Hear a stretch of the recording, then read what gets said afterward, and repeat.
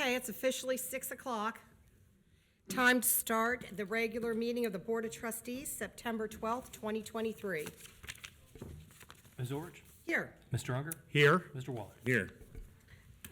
Okay, is there a need for executive session, Mr. Wetbach? Yeah, I would request a motion that the board go into executive session in accordance with the Ohio Revised Code, Section 121.22G1, to discuss the compensation of public employees and the employment of public employees, in accordance with G2, to consider the purchase of property for public purposes, and in accordance with G3, to discuss pending or imminent litigation.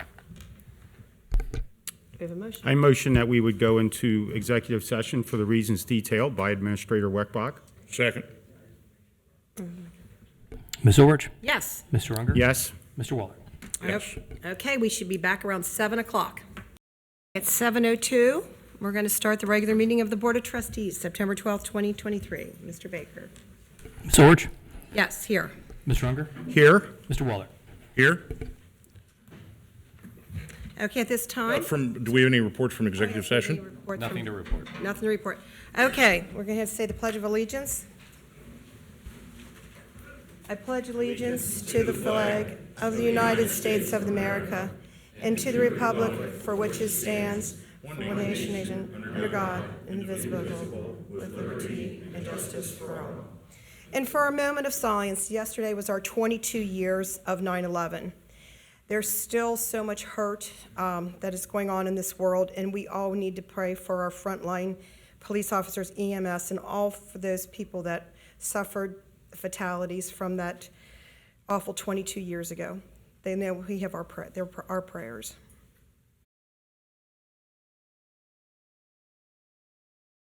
Thank you. Okay. Mr. Baker, we have some approval of minutes.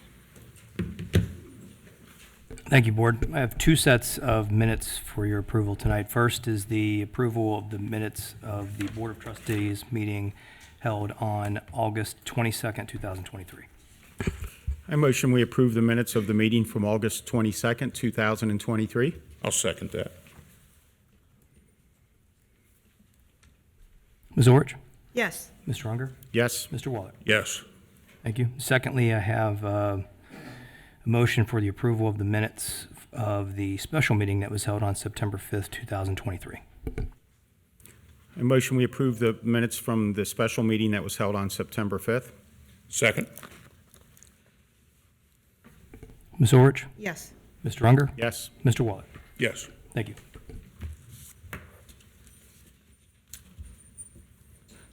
All right, Board, the first presentation tonight is a presentation by Judge Zayas, who is going to give us some updates on the courtroom. And I believe has a long journey ahead of her tonight after this, so we appreciate you coming out. Welcome, Judge. Thank you for having me, and thank you for your service. We need your mic on. Oh, sorry. There we go. Thank you. So thank you so much for having me. Thank you for your service. Thank you for the community, for being plugged in and for caring about their community. And thank you for the moment of silence. This is always a very difficult week for me. My brother served for over 20 years as a police officer, and he responded the first week to help with finding survivors, and he's got certified 9/11 lung disease, and he's in really, really, really bad shape. It's like a deterioration that you see visibly, very incremental, very, very quickly. So every year I think about my brother, and I'm reminded of that terrorist attack, and we're still living with all the ramifications from that day. They have not gone away. And one of the reasons I'm here, and I was reflecting coming in here, is 9/11 was a time that was very difficult, but there was also a lot of collaboration and working together in this country that we've gotten away from. I serve on the Court of Appeals.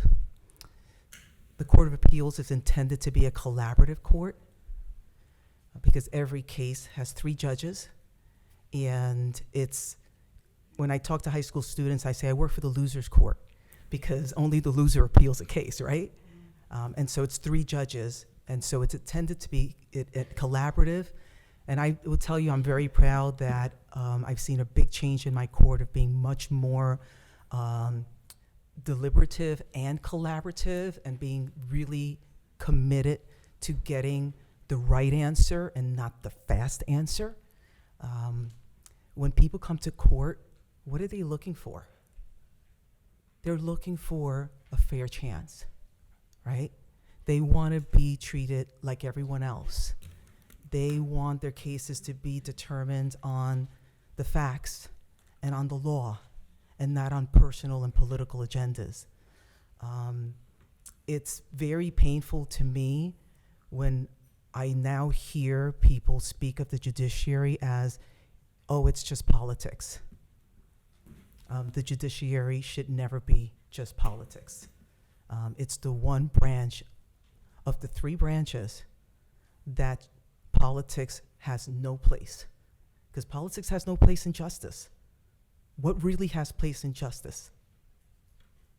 Our Constitution, independence, liberty, community, the law. That's what everything should be rooted in. When I ran, and I was sharing this outside with one of the gentlemen when they were coming in, people laughed at me. They said, you really think, Marilyn, that you can win? And they did, because I don't come from a conventional background. I had zero political background when I ran. I've got this weird name, so if you've seen these billboards with the purple Z, that's me, Judge Zayas with the purple Z. You know, I didn't graduate St. X, which you hear that a lot when people are stumping. Nothing wrong with graduating from St. X, but clearly I did not graduate from St. X, right?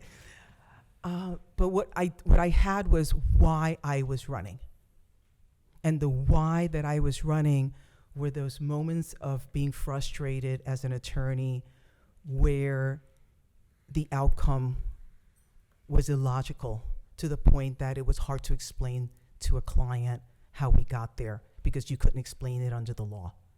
And that's all I had when I ran, was that passion of saying, I know why I'm doing this, because I want to be one of those judges that the only thing that matters is the law and the facts, and that's it, and nothing else.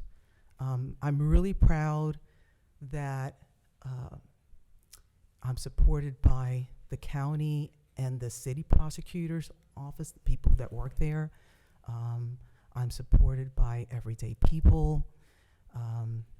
And, you know, when I was elected, I felt that I have an ongoing debt to this county. Ohio became my home 35 years ago when I was looking for a new home, moving away from New York City. I came to work for Procter & Gamble. I was in technology then.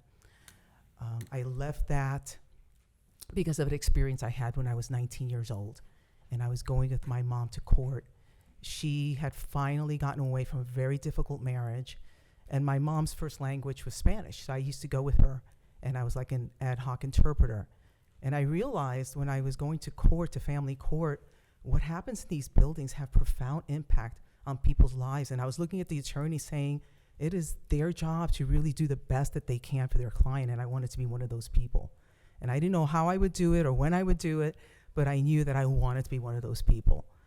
So I wound up coming to work for Procter & Gamble, worked for them for about 6 years, went to UC Law with 3 kids under the age of 4, true story, as crazy as that is. Those of you in the audience who have young people, do not recommend them to do it that way. That is not necessarily the way to do it.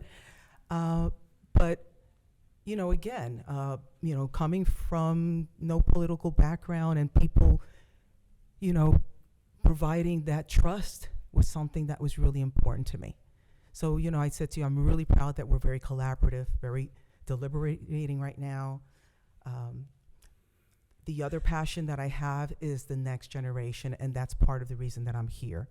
So when I was elected, I realized, I looked at a picture of myself when I was 7 years old. And it's a picture that I keep now in my office. And I keep it on my phone, and I look at it to make sure that I always remember where I came from. And I look at that little girl and I say, that girl never dreamt this. My dream was to finish high school. That was a big dream coming from Crack City, USA, to finish high school, to go to this thing called college, to find a new home outside of New York City, to own a house. To me, a house was a 2-3 bedroom with a 1 bath. If I bought a 2-3 bedroom house with a 1 bath, I made it big. In my, like where I come from, that was like akin to being a millionaire. Okay, so I think it's really important that the next generation, that we're giving them messages of collaboration. We're giving them messages that everybody matters, whether you live in Indian Hill or Price Hill, everybody matters, and that every child should have the opportunity to be all that God wanted them to be. In 2017, I started a program called Educating Tomorrow's Leaders. I've hosted hundreds of students from CPS, from undergraduates, from law schools, not just from Hamilton County. I've hosted from Northern Kentucky. I've hosted from Colerain County. I've even been to Youngstown. And now I have a partnership that we're kicking off in a few weeks with Cincinnati Public Schools. And they're taking, we're kicking off a new program called Girls to Women. It's modeled and expanding the Educating Tomorrow's Leaders. And it's under their, Girls in Law, and it's under their Girls to Women program. And now it's, I'm also collaborating with other schools. So I'll be at Dater High School in a few weeks. I'll be at Taylor High School in Cleves in a few weeks. I'm putting together a program for St. X and St. Ursula. I'll be at Mercy McCauley in about a month. I would love to have the opportunity to come to Colerain High School. I'm also collaborating with Anderson High School because I think it's important for all schools. So any in that you can help me with, I see you eyeballing someone over there. I'm not sure who it is. You can meet later. Oh, excellent. I would love to, to work with Colerain High School, learn about the needs, because I have like a core, and the core is educational and inspirational. So the handout that I provided that has the structure of the court, that's one of the things that I always talk about when I talk to students. I talk about the structure of the court. I think it's really important now more than ever, especially with juvenile crime going as high as it is. The last couple years, I've realized that we really need to push law enforcement. So the last few programs that I have done, I have included law enforcement to come in, or the prosecutor's office, and they're part of the presentation. I think it's really important for young people to see themselves in all roles, even, especially like young girls, to see themselves in roles that maybe they think that they don't belong.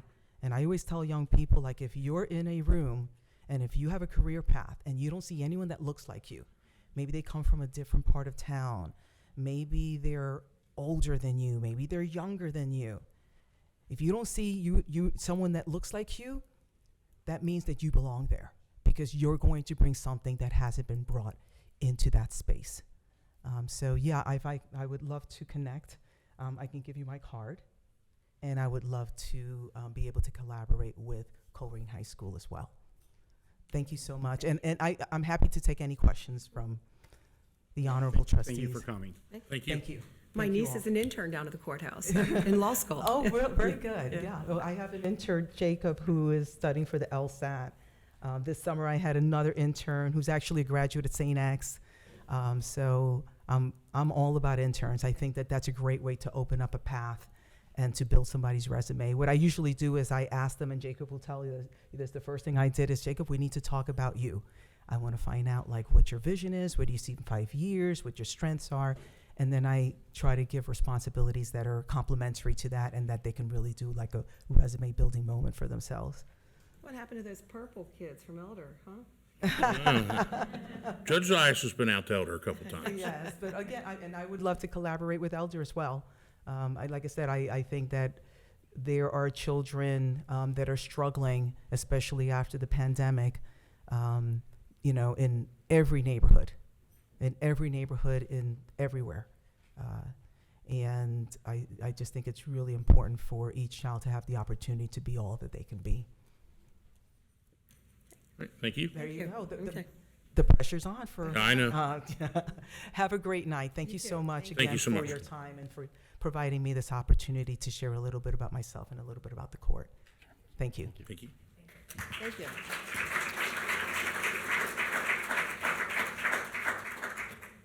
All right, board, the next presentation tonight is from Metro, sorta, and it's going to be about the MetroNOW and some other updates. I'm actually going to try to swap to a different seat to see if that works a little better, because I'm having issues with the projector not cooperating right now, so fingers crossed it'll work when I pop over there. Good evening, while you're switching seats. My name is Troy Miller, Government Relations Liaison for Metro. First, I'm excited because a few years ago, we had a tax levy. The tax levy was about transit, making transit grow.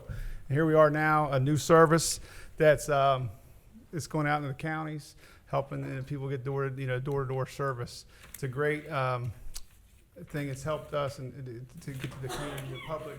It's just been a great thing. It's always hard to speak after Judge Zayas. It's always hard to, compete with her because she's just a great person. But this is Emmy Randall. Mr. Emmy Randall is going to give you a presentation. We have swag out here. So if anybody wants swag, if they didn't get none, we got the vehicle outside the van. We want you guys to come out and see it. We'll probably be here close to 8:39 outside. Come out and look at it, learn about the service, and she'll explain it, how much it costs, and all that. I do have presentations here if you need it in hard copy. I can go out and get them real quick, but I'll hand it over. Okay. Good evening, everyone. My name's Emmy Randall. I'm Senior Manager of Transit Planning and the Mobility On Demand Service at Metro. Thank you for having us here this evening. I understand Mr. Unger requested us to come and give a presentation, so thank you for that, and we're happy to be here. Thank you. So I'll talk a little bit about our new MetroNOW service. Has anybody tried the MetroNOW service? No one? Okay. Well, everybody's I don't know that assignment- it's in our area yet, but I've talked to the CEO over there, and he's working on it. We have a special needs person that would really benefit, a very particular one. Yeah, sure. I'd be happy to get more details on that. Please do. So we have launched our MetroNOW service in 2 zones, and this service is a new, innovative service that provides on-demand transportation utilizing smaller vehicles than our traditional buses. So these are vans. We have the van sitting outside tonight. Hopefully you saw it coming in, and please go take a look at it. We'll have it around for a little while tonight. So these smaller vans are providing on-demand service. The first zone that we launched was the Springdale-Sharonville zone back in May, right around the Memorial Day timeframe. And then we have also launched the Northgate Mount Healthy zone, which does include portions of Colerain Township. We launched that service on July 11th this year. So the way that the service works is you request a trip, and that trip has to start and end within the same zone. So these are intended for short trips to connect people from their homes to jobs, healthcare, shopping, and also to connect people to our fixed route Metro bus service. So once we launch all of the zones, we plan to have 6 zones throughout the county to provide this service. And I do have a map, but we're not able to see the map. I'm happy to follow up and provide the presentation for everyone. So the vans have a distinct branding, and they can accommodate for 6 people inside with 2 wheelchairs in each van as well. The ramp deploys from the van to allow for easy wheelchair access for boarding. You can also bring children on board. We can fit up to 4 child seats within each van. And I also want to note that for each paying adult, an additional 2 children that are under 35 inches can ride for free. So we're allowing those small children to ride for free with a paying adult. What is the cost? It is $2 per ride. Okay, just want Yes. the public to know that. Yeah. So you can book the ride via a mobile app similar to what you would do with an Uber or Lyft type service, or you can also call our dispatch and have someone walk you through booking that ride. The fare is $2 each way, so it's a flat rate whether you're going from, a far distance within the zone or just a really short ride. Oh, perfect.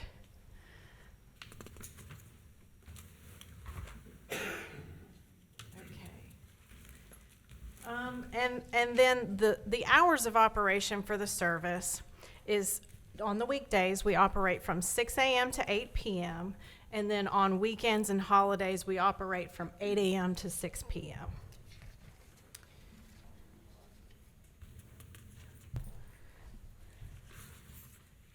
rides are easy to schedule through your phone utilizing a mobile app that we've created called the MetroNOW app. You can download that onto your phone. There's easy instructions on how to download that and create your account. Then you can choose your payment method. We allow tickets through the Easy Fare app, which is the same digital ticketing system that we use for our fixed route bus system, or you can pay cash when you board for your ride. You select your scheduled pickup and drop-off locations using the app, and then the app will notify you. It will give you a window of time that the van will arrive. So it'll say your van will arrive in 15 to 20 minutes or in 20 to 25 minutes.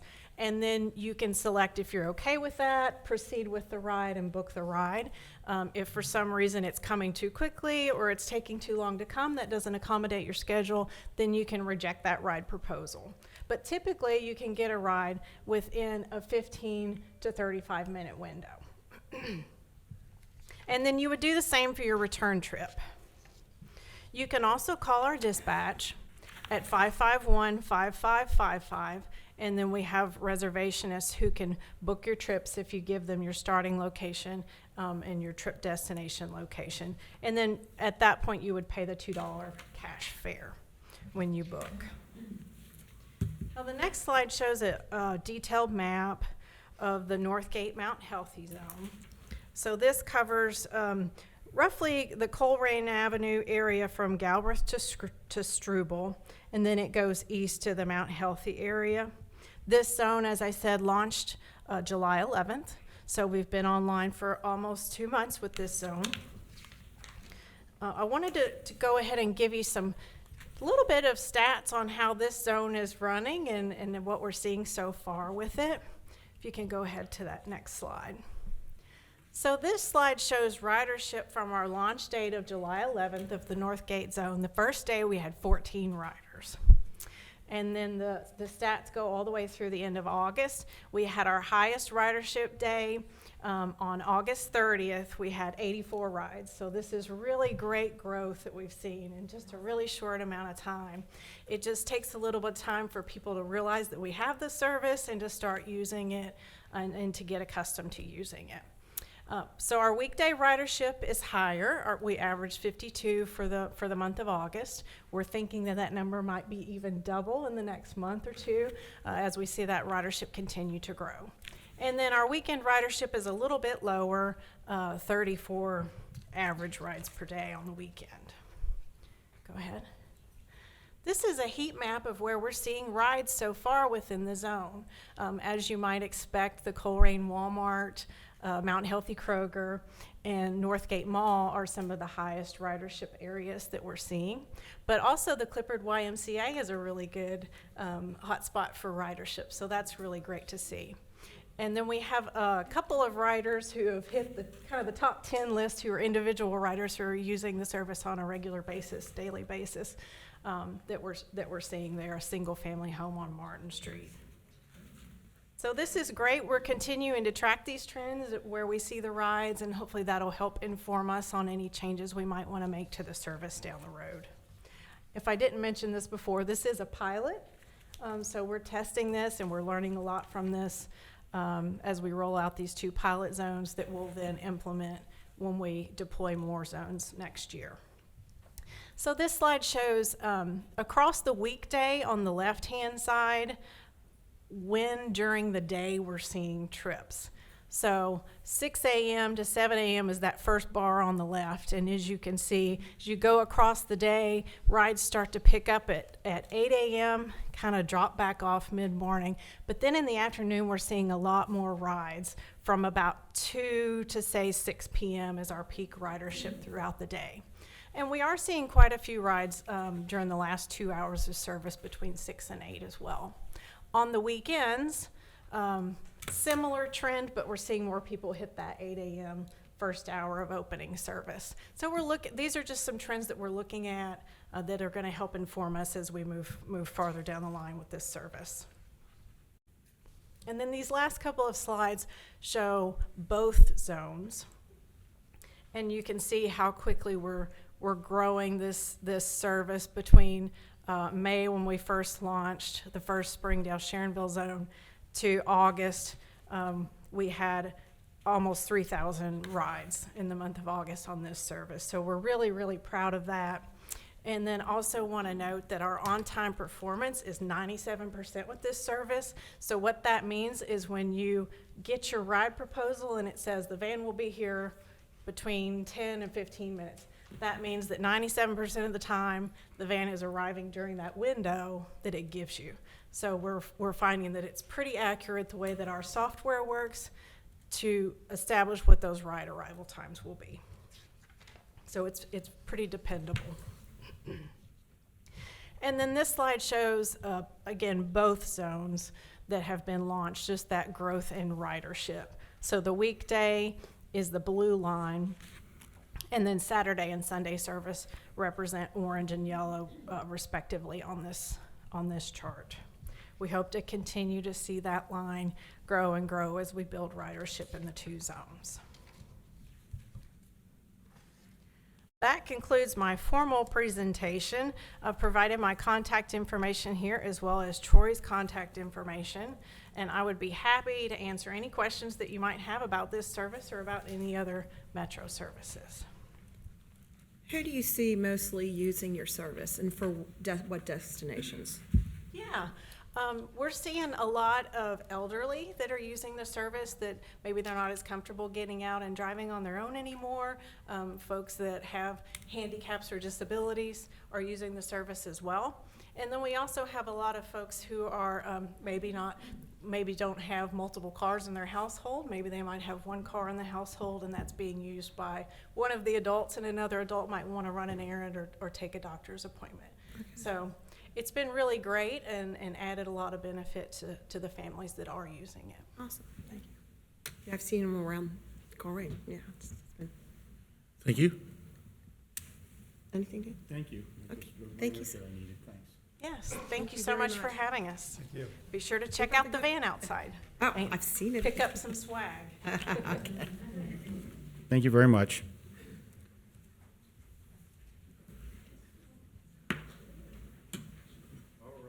It sounds like I was able to get some things working on the tech side, but I may have to hold this in a particular position, so bear with me if the screen goes in and out while we're talking about this next item.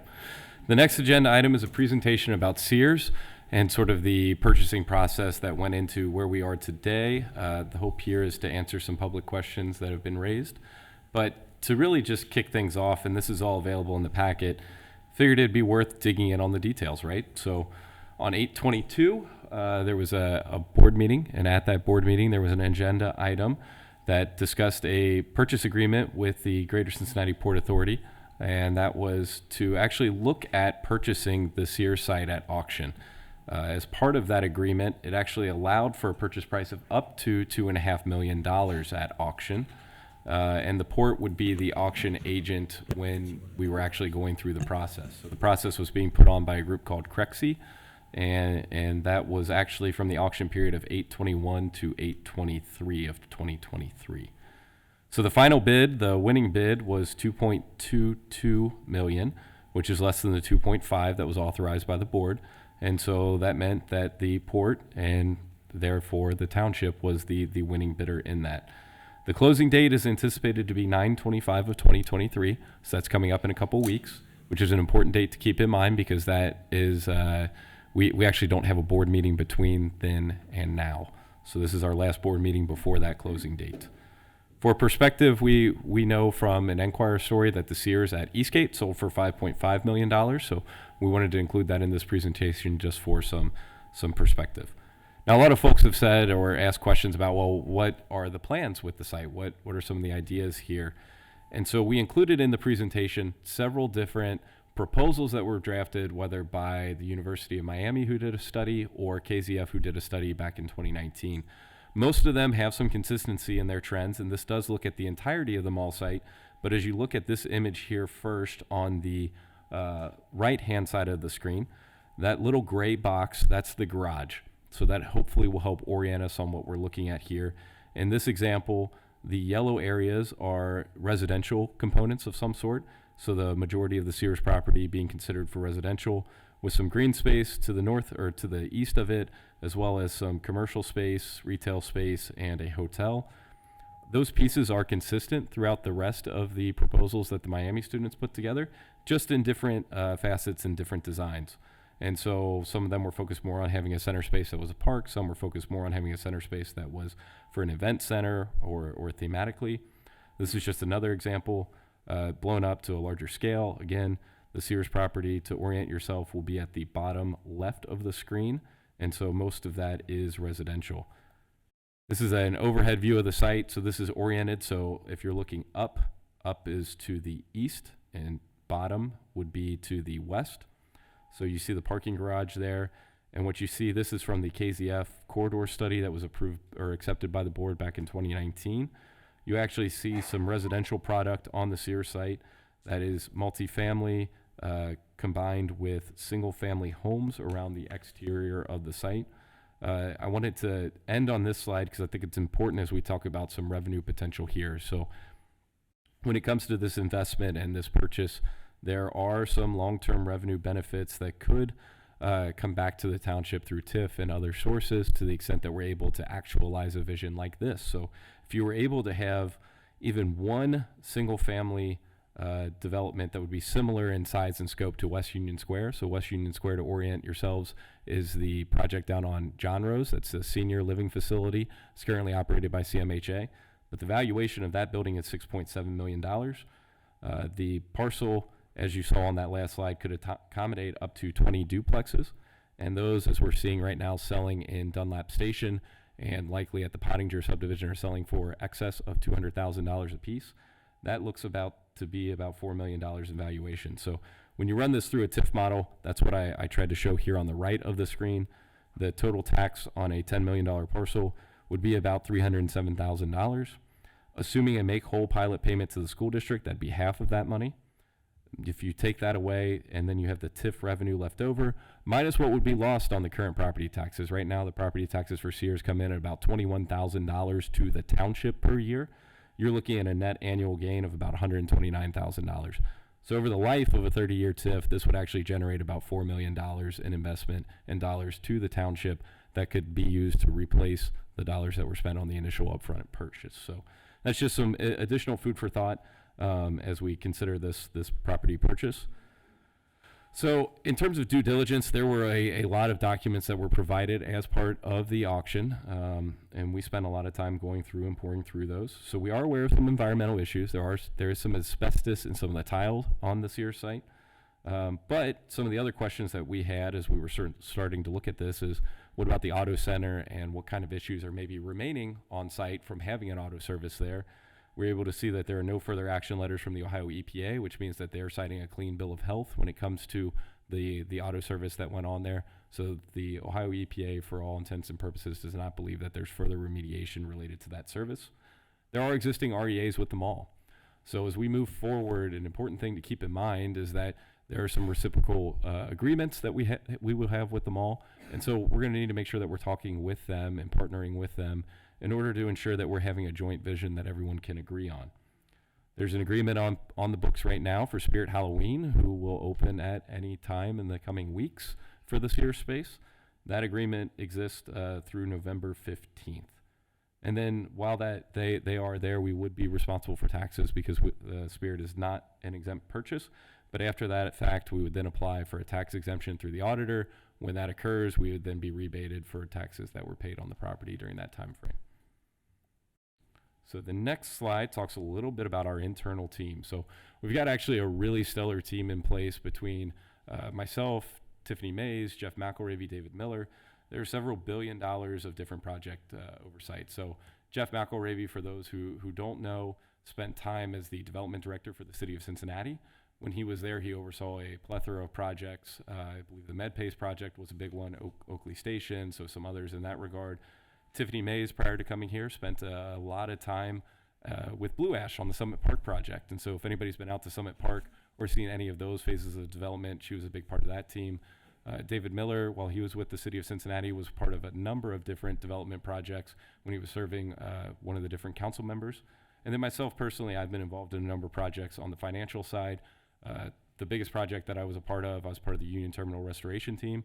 So that was certainly a big project. And I always tell people I'm still shocked to this day. We were able to get that project done with a 3% contingency, which is relatively unheard of, especially on a $500 million project. So that was quite a huge project, but some other smaller projects, including redevelopment of the former Con Sara Lee site that's down in Spring Grove, and some other projects as well. So there's a lot of experience on our team that I wanted to just highlight real quick. And then finally, this isn't the last step of the process, right? So this is going to be a lengthy process, as is any property redevelopment. But we do need to kind of think through some key decisions, some of which are going to be on the agenda for later today for discussion and for potential action. One of which is we could decide not to purchase the property, in which case we would be out sort of the deposit or the earnest money that was put down on the property, which is about $325,000, and then it would revert to the next bidder. We don't know who the next bidder is. We've been made aware of various bidders that were in or planning on being in the process, one of which was a tire store that was looking to use it primarily for warehousing, but having a tire store up front, in which case I think they were playing a game to try to circumvent the zoning on the site, which required it to be retail in order to store large quantities of tires. That's my speculation. That is not a fact, but that is my speculation based off of the rumors we were hearing from different folks that were reaching out. So that is one of the decisions that we have to make sure that we are all in alignment on. The next is a decision around management of the property and title to the property. So we can have the township take title, we can have the CIC take title, or we could have the port or land bank hold the title for us for a period of time. Each one of these approaches has some unique advantages, of which we'll discuss at further length as we get to that agenda item later in the meeting. And then we could talk about sort of short-term or long-term activations of the property. So naturally, when you own a property like this, you can talk about going out and trying to find folks to fill it for a temporary time frame to maybe recoup some dollars on your investment in the short term while you're looking at a longer-term option such as demolition or other items. Or you can opt to move forward, sell all the existing assets in the building and plan on demolition. So we could go through, we could sell light fixtures, we could sell all the tire racks that have been left behind from when Sears was an auto store, or any of the other purposes or items that were left inside the building. Some of the other items that we have to think about too is whether or not we want to operate the building in its entirety in the long run. We've had some conversations with different building officials, and there is potential to turn off all the utilities and blow out the water lines. That is an option that we can consider, in which case our carrying costs for the property would reduce significantly. However, if we were to continue to heat the building and cool the building, we're looking at probably somewhere between $60,000 and $100,000 a year in utilities to operate that building. That would include some general liability insurance premiums as well. And then finally, regardless of whether or not we would want to keep the building running or not, we do have to keep it running in the short term because we do have the lease with Spirit, so I want to make sure that we are aware of that.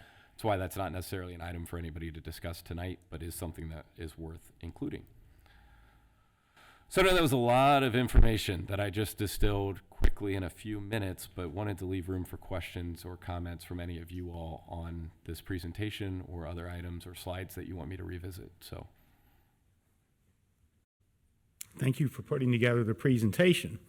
Back on August 22nd, we had a vote on whether or not to get involved in the auction, and it was a 2-to-1 vote, and that's fine. And there's been votes that I've prevailed on, and votes Kathy's prevailed on, and votes a combination of us have. I appreciate the diversity of thought of this current board. We are moving forward with it.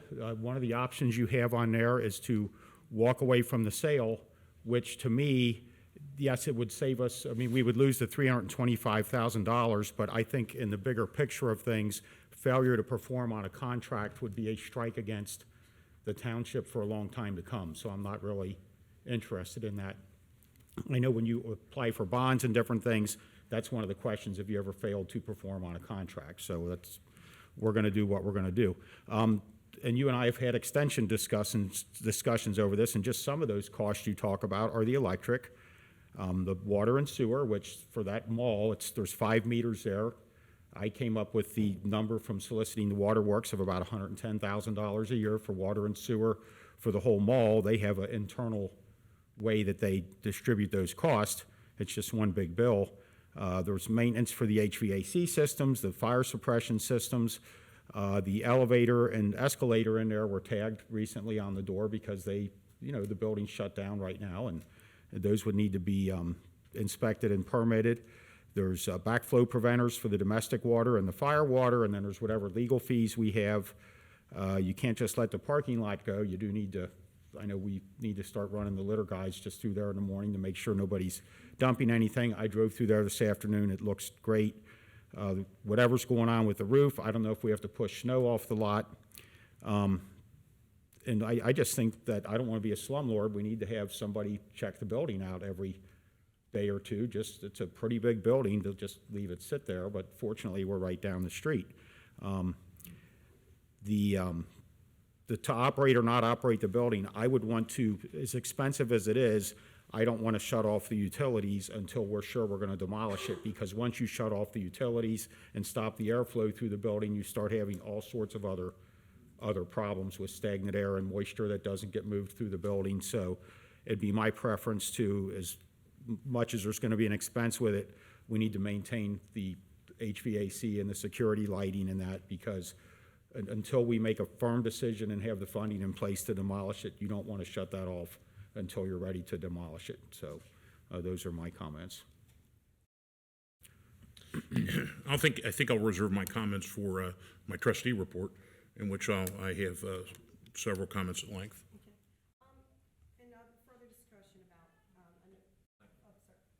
Further discussion about the Port Authority carrying this. So the state is releasing some demo funds. So with keeping with the port, they will apply for all these grants. And so that's one cost.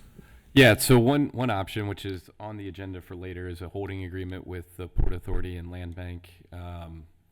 As the state has changed how they distribute demolition funds, those grant funds now are awarded solely to local port authorities. And so if the Port Authority were to be the one that holds the contract to this for a short period of time, that would assist us when it comes to grant applications for demolition funds, yes. And they will be writing all the grant applications and writing the not applications, yeah. burdening our staff with that. And when we say the Sears site, I don't know if it said it on the PowerPoint, but we're talking about, what, 12.75 acres, 12-acre site, yes. 12-acre site. Okay. And as far as you mentioned, there was a bidder right behind us.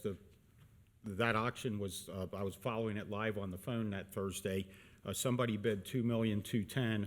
We bid $2,220,000, and the other bidder did not respond. So somebody was interested in it for $10,000 less than we paid. I would encourage our development director, and I realize that's protected information, but I'd like to find out who that is and at least explore what their ideas were for the building, either temporarily or maybe they had a plan to acquire the rest of the mall at some point.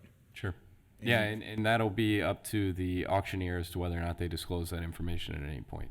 It's obviously somebody that was interested in it. We have made the so- ask, and to this moment, they've been reluctant to say anything, but we don't know if that will change once we actually close on the property. I'm hoping that it will, because that would be good information to have.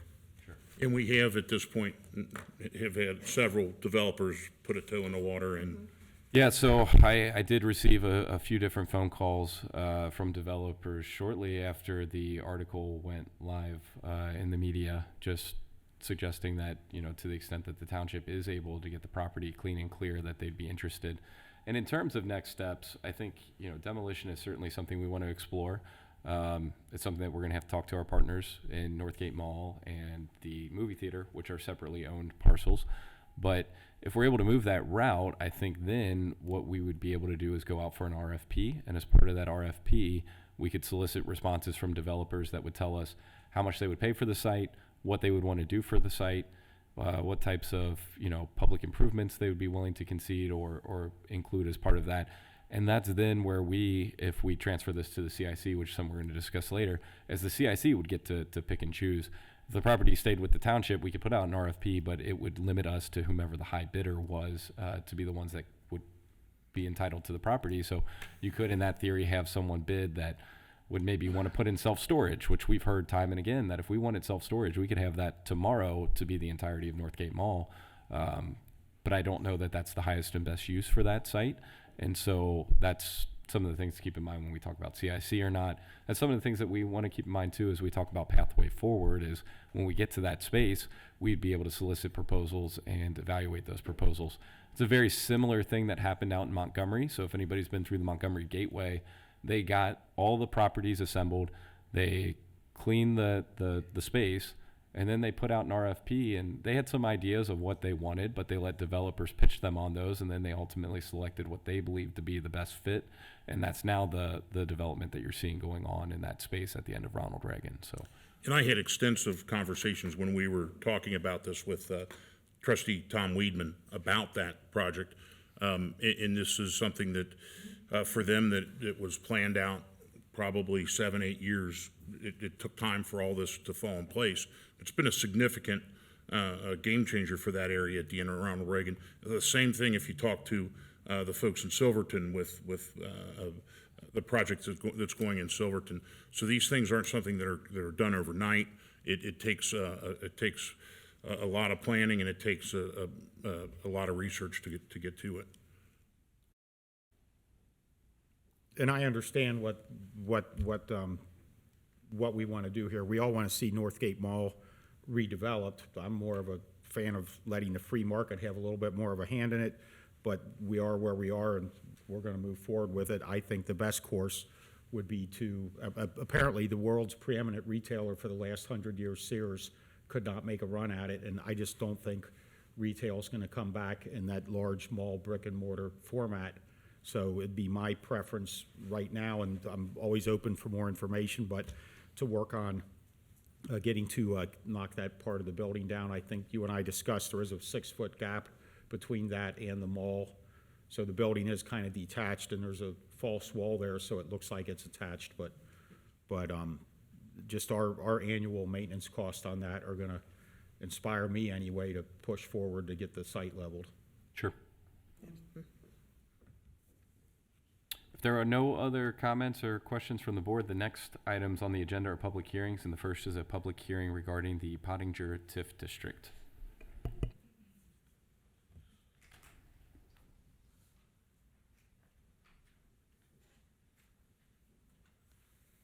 And so I would recommend a motion to open the public hearing. Yeah, I'll motion to open the public hearing on the Pottinger TIF. I'll second. If anyone wishes to speak at the Pottinger TIF district, Need to have a Ms. vote. Ulrich? oh, sorry, Yes. Mr. Unger? Yes. Mr. Waller? Yes. please stand up and identify yourself. Or you swear to tell the truth, nothing but truth, so help you God.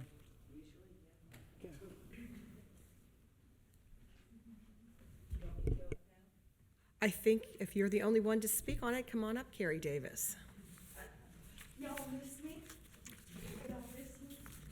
I've been working out on the east side of town with numerous communities, the Neighborhood Investment Group, and you guys gotta go watch the way they do things.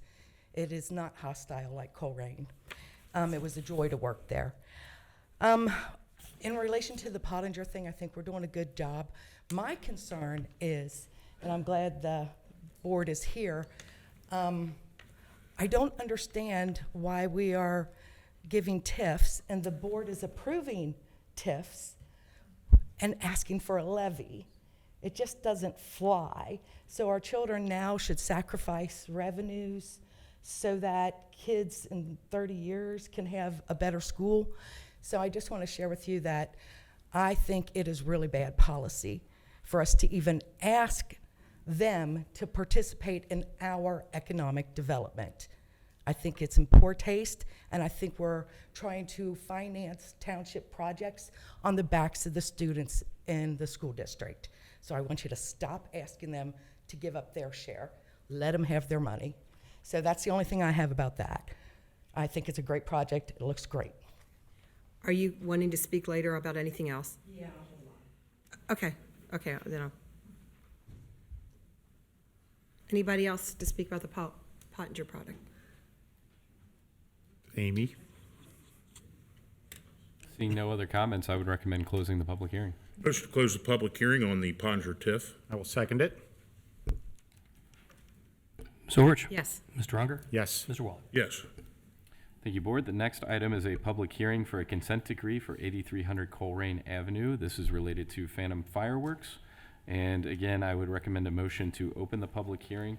After I preface that, I just want to say quickly that We will need to take action on this item at the conclusion of the public hearing, so something to keep in mind as well. So, A motion to open the public hearing for consent decree for 8300 Colerain Avenue Phantom Fireworks. I will second it. Ms. Orich? Yes. Ms. Schrunger? Yes. Mr. Waller? Yes. If you wish to speak at this public hearing, please stand up. Raise your right hand. You swear to tell the truth, nothing but the truth, so help you God? Okay, Stephanie Wright, you can come. Good evening. Hello, Please state your name and address, Stephanie. Thank you. Stephanie Wright, 3729 Blue Rock Road. Just a couple of questions that I caught when I was reading over the agreement. I'm not sure how this plays out, but they're giving us $10,000. I was just wondering if that was standard for a company to give the township money and then we approve their ordinance to run a business there. Just struck me as a little peculiar. In addition to that, all of a sudden the easement to the fire department comes into play. That was never mentioned in the first place when they applied for this application, but now all of a sudden we're also being offered an easement for our new fire facility. And then a question I had about retail space. I was wondering if that particular parcel is zoned for that big. Is there something in the ORC that one business can operate in that much square footage? Thank you. Okay. Carrie Davis, please.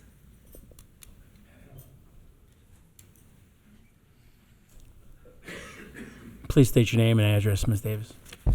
Carrie Davis, 8364 Royal Heights. Okay, I have a lot of problems with the Phantom fireworks. I think the lawsuit we walked into because of Scott's not understanding that a resolution does not go into effect for 30 days and after it's been passed. And so we had to pay an attorney who made a mistake, and we paid him to fix his mistake. And then we seem to be in a cycle of we get bad advice, whether it's on something that Kathy and Stephanie have asked for, or I, or anybody else, and he gives us bad advice, and then we have to turn around and pay him to fix it. It appears like a conflict of interest. I think we need someone else to separate litigation attorneys from advice to the board, because he is benefiting from giving you wrong advice. So that's the first thing. The second thing I'm concerned about is I noticed on the documents that we are requiring them to connect the two parking lots. It is not a major, the parking lot next door is not a major parking lot. It's very small. I see very little business there. And I personally would rather see that be green space and trees than have how many people are going to really go from Phantom Fireworks to that next door business. I think we are paving green space that could be used to beautify the community. What also bothers me about that is the back door to that business. You guys, Mr. Miller and Scott, forwarded that you guys should cut off the road where Groesbeck Park is, and sold that and closed that off when our zoning code and the zoning department clearly told you guys, you shouldn't be doing this, it goes against our code. And yet you guys, because Mr. Miller wanted to chalk up some money in his economic development column, we actually sold that property and closed it off. So on one end, we're making Phantom put in a road, a connector, and on the other end of its business, we allowed another business to close off a connection in violation of our code, which makes no sense. On top of that issue, okay, when you guys blocked up that road, what you created was, you don't pay attention, but a bunch of kids cut through that park and they go up to Wendy's. My boys, who are 32 and 31 now, did it when they were little. With the whole neighborhood boys would ride their bike up, and they'd go up to Wendy's, cutting through the park and cutting through that back way, and they'd go to Wendy's and get their French fries and their Frosty. Okay, this was a normal routine for them. That whole subdivision, those kids ride through there. Because you guys blocked off that road, now you have directed them through the phantom parking lot. This is dangerous. This is downright dangerous. We have little kids, some too little be doing it, who are in that parking lot because you guys blocked off the other entrance where the children used to go to get to Colerain Avenue. So you have created a significant hazard. Not to mention, their customers walking in the parking lot. My uncle was a firefighter and drove the rear end of a fire truck. And my mom was filming him for a documentary. And he killed a damn cat on the video because you cannot see well with those trucks. And you guys, through your illegal action of maybe you're getting bribes from other people to put in block off roads that our code says you're not allowed to block it off. And I think that involved, you guys haven't told me yet, does that road involve part of the Groesbeck Park property? And I can't get an answer. So we lately have been rolling on mistakes. What I'm seeing is a pattern of favoritism and what looks like bribery going on to push up economic development at the cost of our rights as residents in the zoning board. So the kids are going through there. They can't get to Biggs no more. Here's another one. Why is it Sears has to get permission from the EPA to do anything in that building when Hardert's was a garage where I used to get my oil changed? Are you guys, is that what the 10th grand is for? Is for you guys to waive their requirement to get EPA approval? So we want to put them in a hazardous condition where we know the ducts of that business are coated with the exhaust and the fumes and the gas from all the repairs. And then we're going to add in, well, I don't see it in your report, Scott. I don't see that I don't know document. what you're talking about, but Okay, well, in the Sears one, you guys specifically talk about the EPA waiver, no further action needed, because it used to be an auto repair shop. Well, guess what? So did Hardert's, all right? So where is our EPA, no further action needed, before we put combustibles in that building? We're combining the fuel with the fireworks. I mean, this is nuts. It is too dangerous, putting it by a park if there's an accident. So I would like somebody to find out how dangerous that building is and if it's appropriate to put fireworks in a building that did auto repair and has not been remediated. Let's see, the garage doors. I looked at the pictures. I'm sorry, Scott, what am I saying that's funny? I'm sorry. no, I'm just. Or are you just it's being good to have you back. disrespectful? Okay, control yourself a little bit, honey. The garage doors have windows on them now. If you go to Sears, you'll see that those are broken out in some places. If you go to Joseph's abandoned property, you will see that they are broken out there.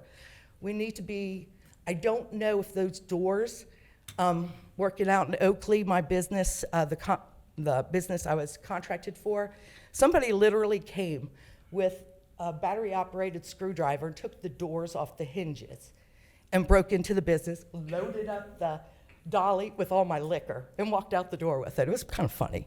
But anyway, they can do that to this location too. So we need extra security.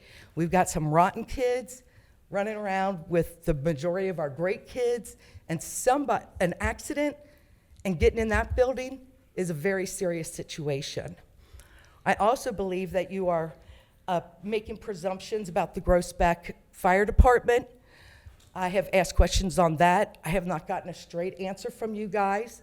In fact, I sent you guys texts, neither one of you bothered to answer. You have not given me an answer to my question, neither have you. But I don't believe that property is going to have a fire station on it.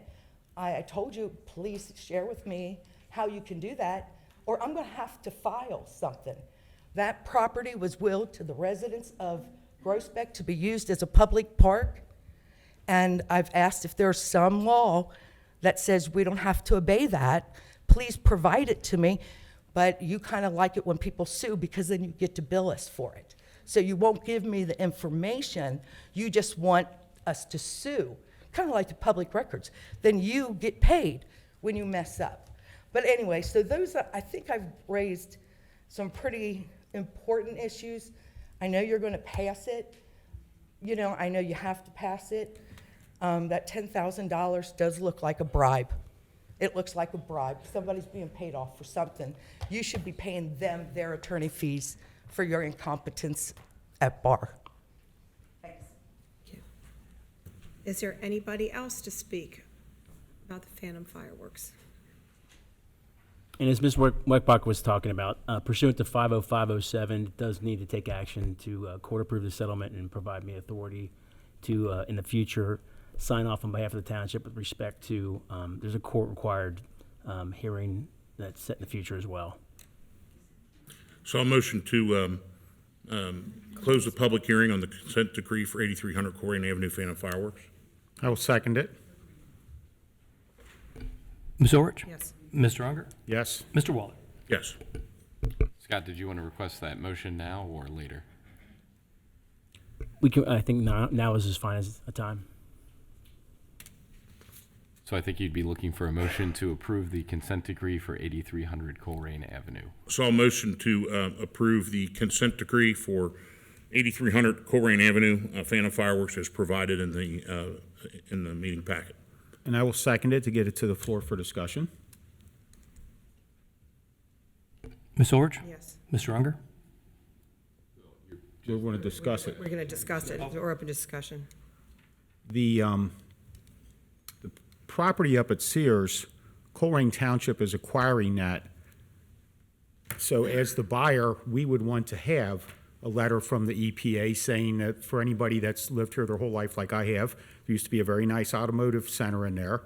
And as the buyer, we made sure we have an EPA letter of clearance for that garage. This transaction here is between Hardert and Phantom. So that's up to Phantom and Hardert and whatever their business arrangement is, that would exist. I don't believe that would involve us.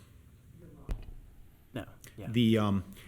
These plans have an architectural stamp on them, so whatever the plans are, the architect assumes the liability for the plans that are in our agenda. If no one in this room is taking bribes from anybody, and I don't like to hear people leave here with the idea that we are. Do we look like, Matt, do you look like you're pocketing money? No. I don't think so. No. So to sit there and accuse us of that is it sort of qualifies the rest of the remarks that we're getting. So, well, it's not happening. What was the money for? Tell us what the money was for, then we will understand. And so, Dan, to address some other points that were raised as part of the negotiation phase, parties are allowed to ask for different concessions as part of an agreement. And so a request from the township was compensation to compensate us for attorney's fees and different things, and that was agreed to by Phantom Fireworks property. There were some references to some other property at or near Groesbeck Park. I believe those were referencing property that was sold back in 2021, so that actually predates David Miller. That was a recommendation by former Planning and Zoning Director Mike Iona of his to move forward a process. There were several documents there, all of which were provided to Ms. Davis in an email.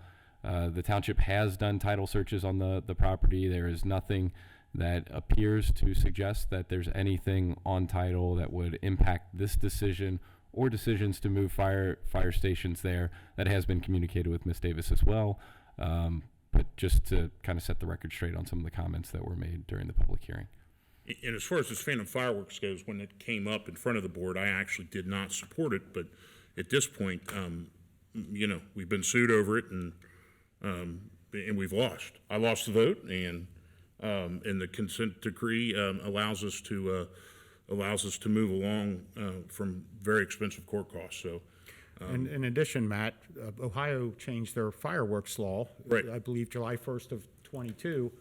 So Phantom, you know, they've tried to move into this building based on the new laws in Ohio that were decided by the State House and the State Senate and signed by the governor. So it's a legitimate business.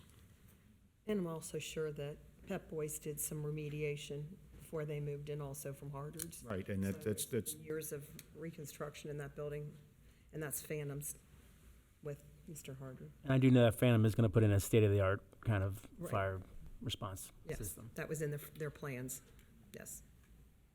At this point, I'll call the question for vote. Ms. Orich? Yes. Mr. Unger? Yes. Mr. Waller? Yes.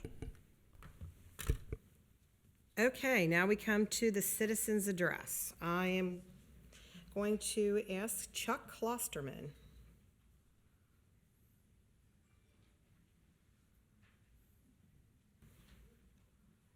Good evening. Chuck Klosterman, 11629 Bank Road. Thanks for allowing me to speak.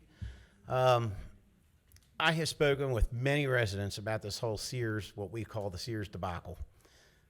You know, I have seen what you did. I had something prepared, but after seeing the screen here, you could put a spin on it any way you want. And you could try to make it look as great as you want, but it's still lipstick on a pig. And I know that there's a lot of people that are very upset, and I know there's a lot of people that I spoke with tonight on the way in, and they said, Chuck, what's going on? And I'm just here, I want to find out, and I think I found out a little bit now. But again, there's a lot of upset people, and I had some people say, it's 2.2 million. And I said, it's more than 2.2 million. It is, as you pointed out, it is the utilities. It's the insurance, fire suppression, taxes, all for a speculation. I think it's ridiculous. And I understand there may be $325,000 loss for failure to perform. Well, that's better than sitting on it for a couple of years and paying $100,000 a year in utilities and whatever else for water and sewer. And who knows what the roof is like. We have any idea what the roof is like. I mean, that's just going to destroy the inside anyway if it's not good. So again, my name is Chuck Klosterman, and I just want to make sure I get it on the record that no one that I spoke with is very happy about this. There are a lot of residents out there that are very upset. Thank you. Thank you. Thank you. Okay. Bruce Perino. Priano, sorry.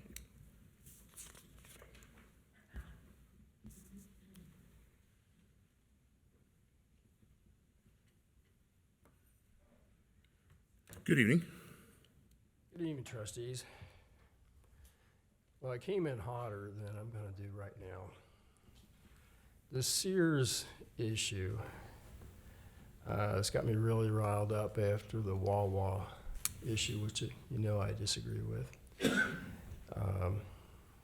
One of the issues is you claim that it was discussed on August 22nd. It was just a motion to do something with the port. Didn't say anything about buying Sears and what have you.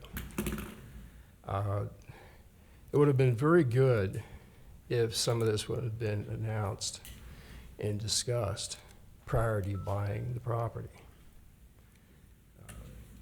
As somebody showed me on Facebook or whatever, that those of us who have lived in the township for 30-some years to 40 years bought into the township because we didn't want big government.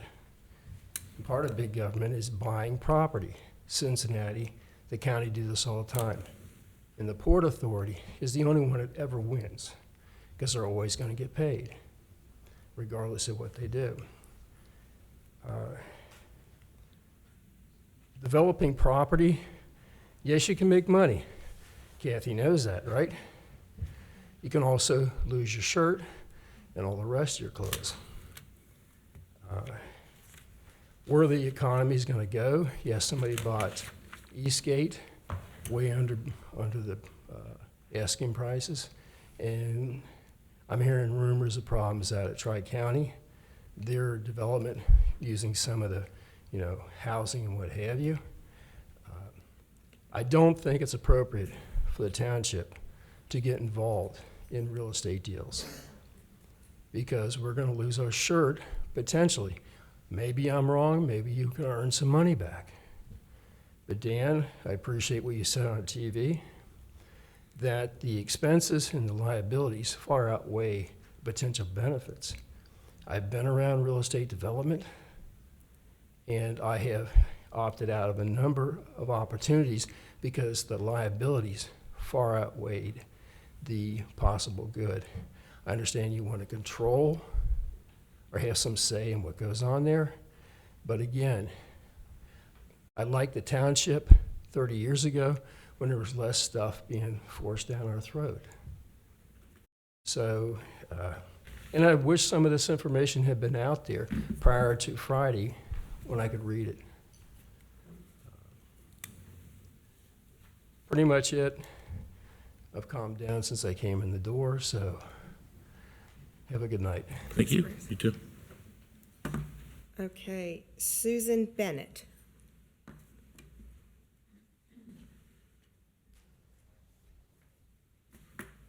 Good evening, Susan Bennett, Good evening. 8135 Gaines Road. I am a proud long-term member of the Colerain Chamber. I am currently the board chair.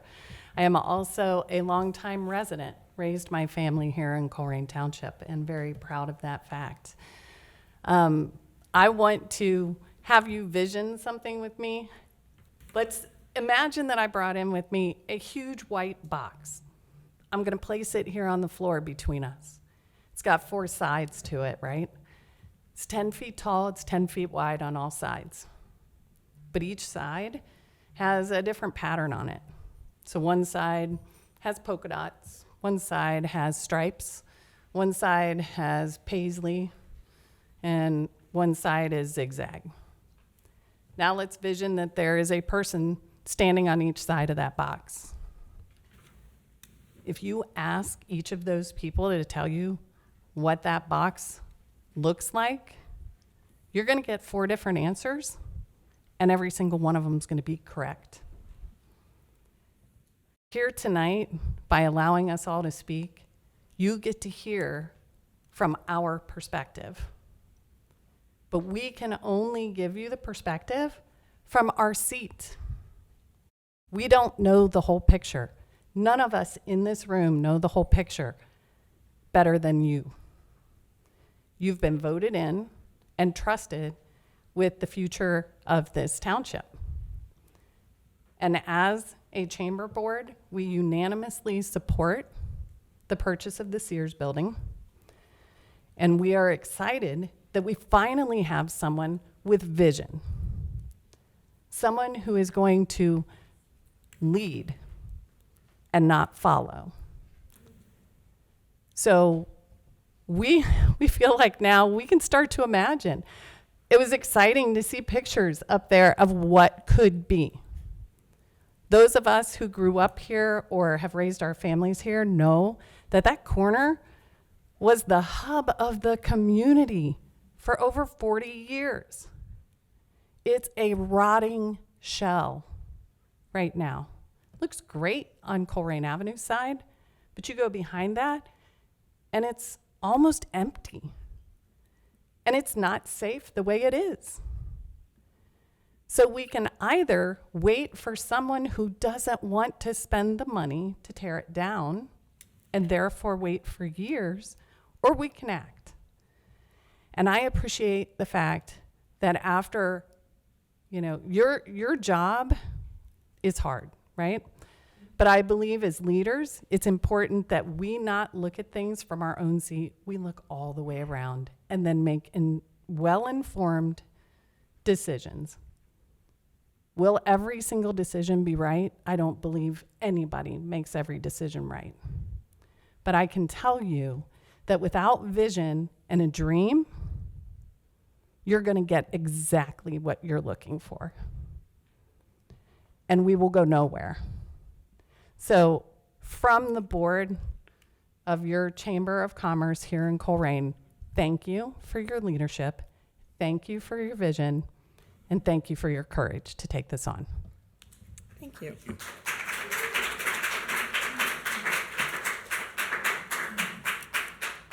Okay, next up, Robert Stevie.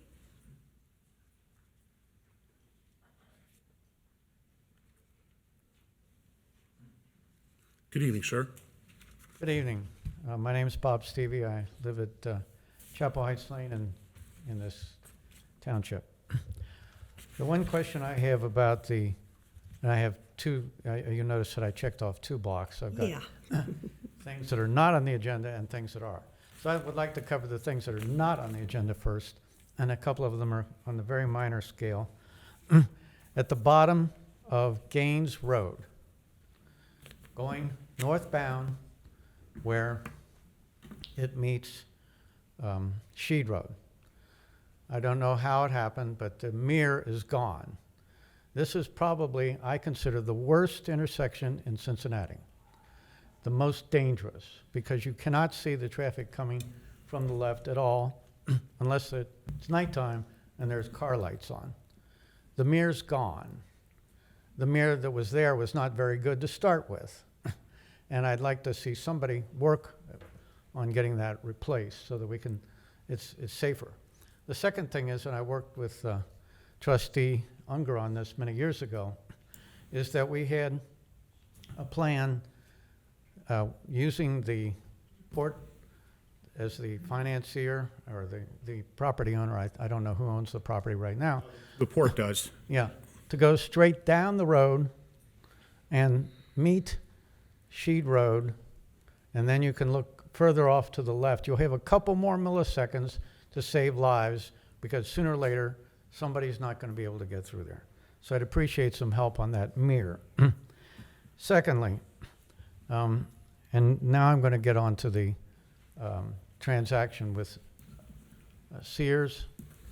And all of the plans that I saw tonight are predicated on one thing, and that is that the township has some say-so in creating a plan for that facility, the entire mall. But if they're not interested in selling, and that, to my knowledge, has not been mentioned here, you'd have to use eminent domain. I don't know if that's something that the township has the power to do, to actually acquire that property, to envision any of these plans. So until somebody does something about how we're going to actually take over this property, I don't see that any of these plans mean anything. I don't care whether you tear it down or what you do with it. It doesn't seem like there's any long-term process that I saw, and maybe you could address that, as to how you're going to acquire the rest of the mall. And a second point under this that I have not heard any discussion about is that I've heard that one of the reasons for purchasing this property was to have a seat on the board. Is there a mall board? I really don't know. And if there is such a board and the trustees have membership or appoint somebody to serve on that board, I think you've almost built in a conflict of interest, because if the board votes one way on maintenance, let's say repair all the parking lots, and then the trustees disagree with it, you're going to be paying for an attorney on the other side and paying for this attorney here to also fight with each other. And I always hate to see governmental entities fighting with each other and paying out huge sums of money that are the public domain. One last question. I think I brought this up a few years ago. I'd love to know what the rules of this deliberative body are. Are they following Robert's Rules of Order? And was this ever an approved set of regulations for a deliberative body? And if not, what is the set of rules that, and it's just a generic, actually academic question, but that's it. Okay. Thank you so much. Thank you. Next up, Linda Michelson? Okay.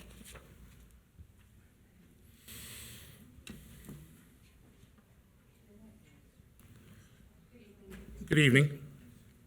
So I'm here, I live on Burnside Drive, and I'm concerned about 2 group homes that have moved into our neighborhood.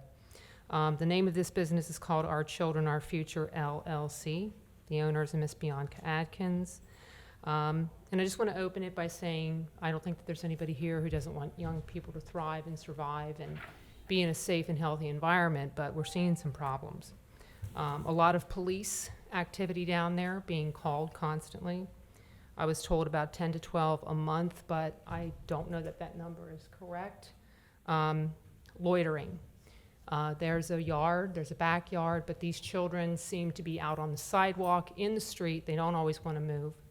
They're also hanging out at an abandoned home, which has a busted door, busted garage door, which seems like a safety hazard, and also allows them to have access to that house.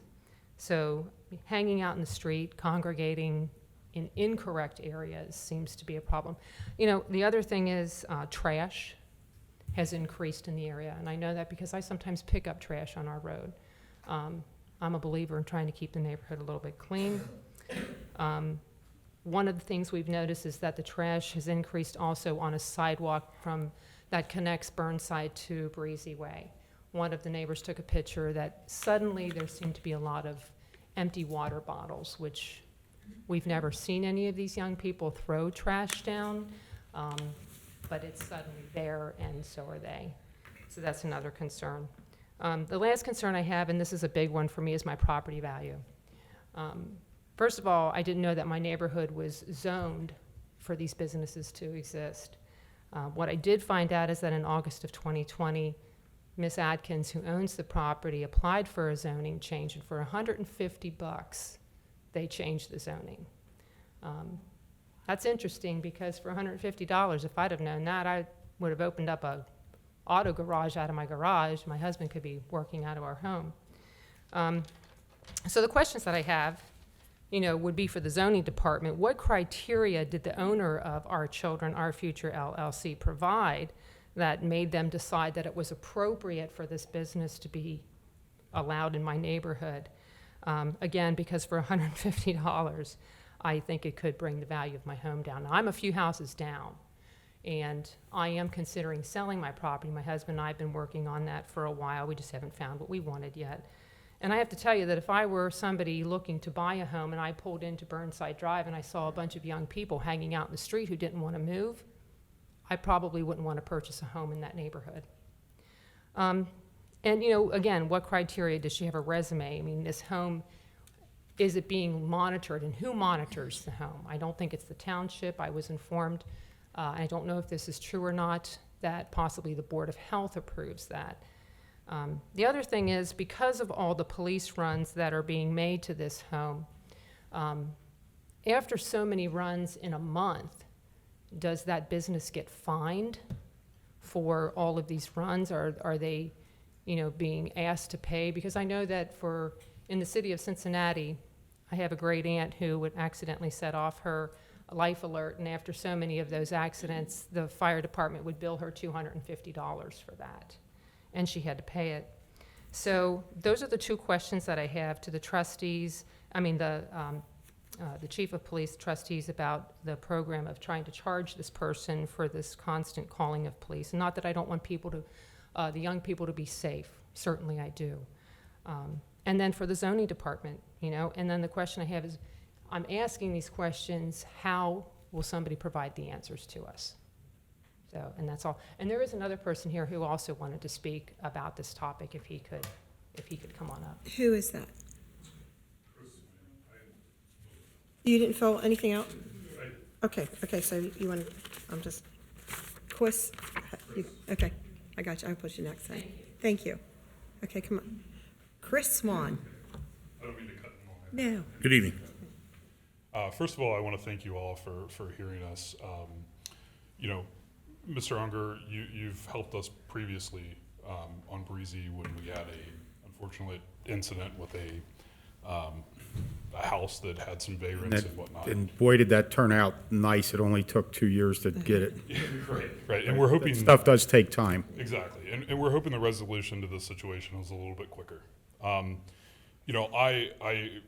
live at 2661 Breezy Way. I've owned multiple businesses in the past, and have been fortunate enough to work with City of Cincinnati zoning with a private equity firm, so I'm very familiar with zoning laws, at least in the city of Cincinnati. So I've actually read the zoning laws of Colerain Township, and there seems to be multiple violations here. One, according to the zoning resolution, section 7413C, a dwelling unit in which a group home for children is established cannot be closer than 600 feet to the next closest dwelling unit used as a group home for children.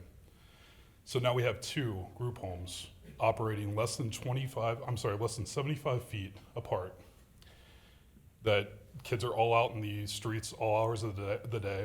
My daughters and I witnessed coming home fights, what looks like intoxicated individuals all over the place. This is a volatile situation that is not going to have a good outcome unless you guys get involved. The owner is an individual. The owner of both of these properties is an individual who I've never met before, but she's on Hamilton County Auditor. Her name is Brianna Adkins.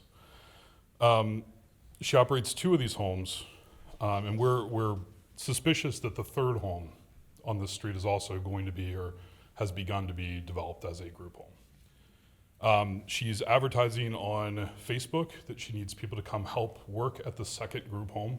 So she's acknowledged that there are 2 group homes. And we have also noticed, in addition to the individuals hanging out, the fights, the activity that's going on, inadequate parking. So according to Colerain zoning resolution 1332, and there's a table that basically explains how many parking spaces you need for each type of business. There's supposed to be 1 parking space per employee on shift at maximum employment, plus 2 additional parking spaces for visitors. I don't know how anyone got approval to run a group home when there's essentially a 1-car driveway there and cars all over the place for individuals that are working there.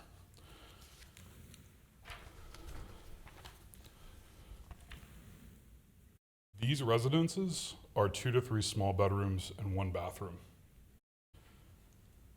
Ohio Administrative Code defines a group home as allowing to up to 10 children in each of these homes. And I believe that if you have 10 individuals sharing 1 bathroom and 2 bedrooms, there's an issue. There's probably a fire issue. There's probably a code violation with the health department. We urge you to take immediate action to enforce our zoning laws. We don't want our neighborhood to become a place where people want to leave versus come and live in Colerain. Thank you. Thank you. Thank you. Okay, Jared Alec.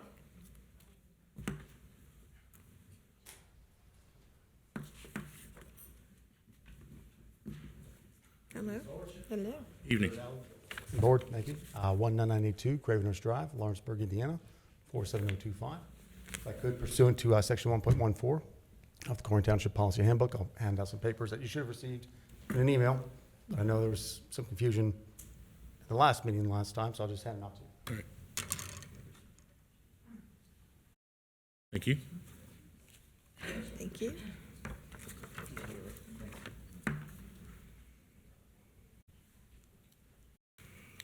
Very unique set of circumstances and events and speakers happening here tonight. Find it very odd that a day after September 11th, which ended up taking me to Afghanistan, and I found 2 IEDs over there, and luckily made it through. But despite all that, probably the scariest day of my life is today, where I agree with Stephanie Wright. Carrie Davis. That's the most scared I've ever been in my life. I would appreciate it if the board would do an actual investigation into the allegations I made. And I sincerely hope with the Sears Mall that your leadership team is more adept to handling that than they are initiating text amendments for you, where the board instructed them to do it back in March. And I'm not sure, did anyone ever tell the board that that was not initiated back in March when the board voted? Was the board ever informed that their vote on March 14th to do a text amendment for recreational marijuana did not go forward? I think we've discussed this. Okay, that's all I have. Thank you for your time. Oh, thank you. Okay. Kathy Moore?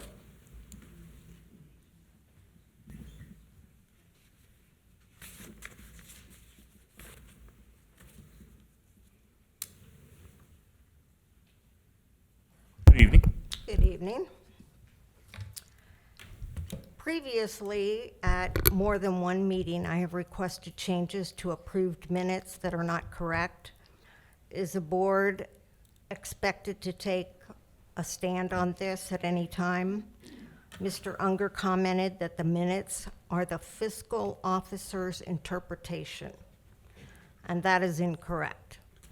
Mr. Unger spent 4 or 8 years on the school board, and this is your 6th year as a trustee, and you are not aware that the minutes are the responsibility of and signed by the board for a reason. They are your minutes and should be accurate. You're approving minutes that are not accurate, which could create issues in the future. Maybe Mr. Solomon could explain this to you. Regarding the police clerk union agreement, clerks will get a fixed rate increase. I know they don't all get this, they didn't previously get the same amount of increase every year. So this allows an increase whether they deserve it or not. And it also shows longevity pay at $1,000 a year. And over 10 years, they get $1,000 plus $100 for each year above 10 years.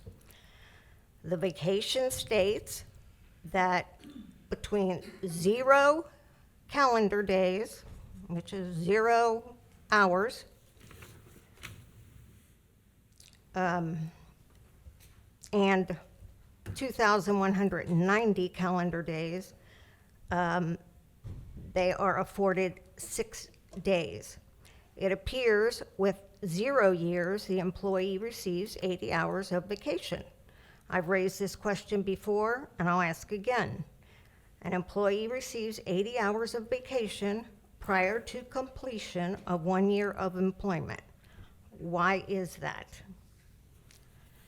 I've made issue about expenses that don't include a purpose for the spending. An example is correspondence from Real Estate Solutions requesting a check for $3,572 with no indication of what the expense is. I requested additional information, documentation from Mr. Weckbach. I don't understand how this continues. Another is an expense of $100 to each to 2 employees. Attached is an expense sheet for $100 per diem. Was this for a conference or a class? If so, there should be some type of registration which should be attached so there's no question about what this expense is for. I requested end-of-year reports in March of this year. Still to this day, I have not received the information.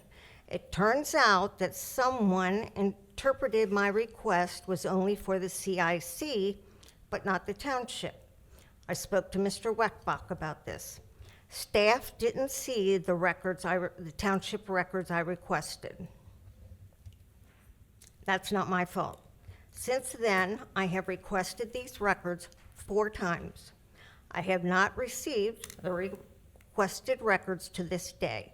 I have copied Mr. Solomon on this, which is a process if records are not received within a reasonable amount of time. It's just a game for this administration. It's not a game, and Stephanie and I don't care to participate in that. Do your job and fulfill your legal responsibility.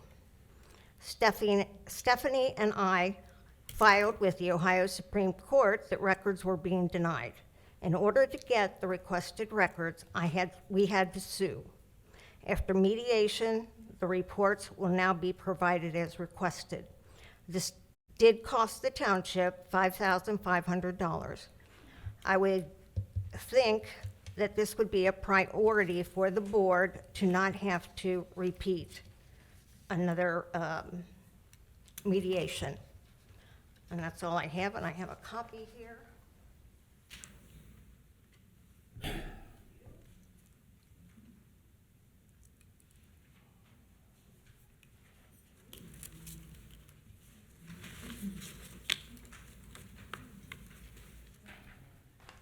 Thank you. Thank you. Next up, Teresa Dement.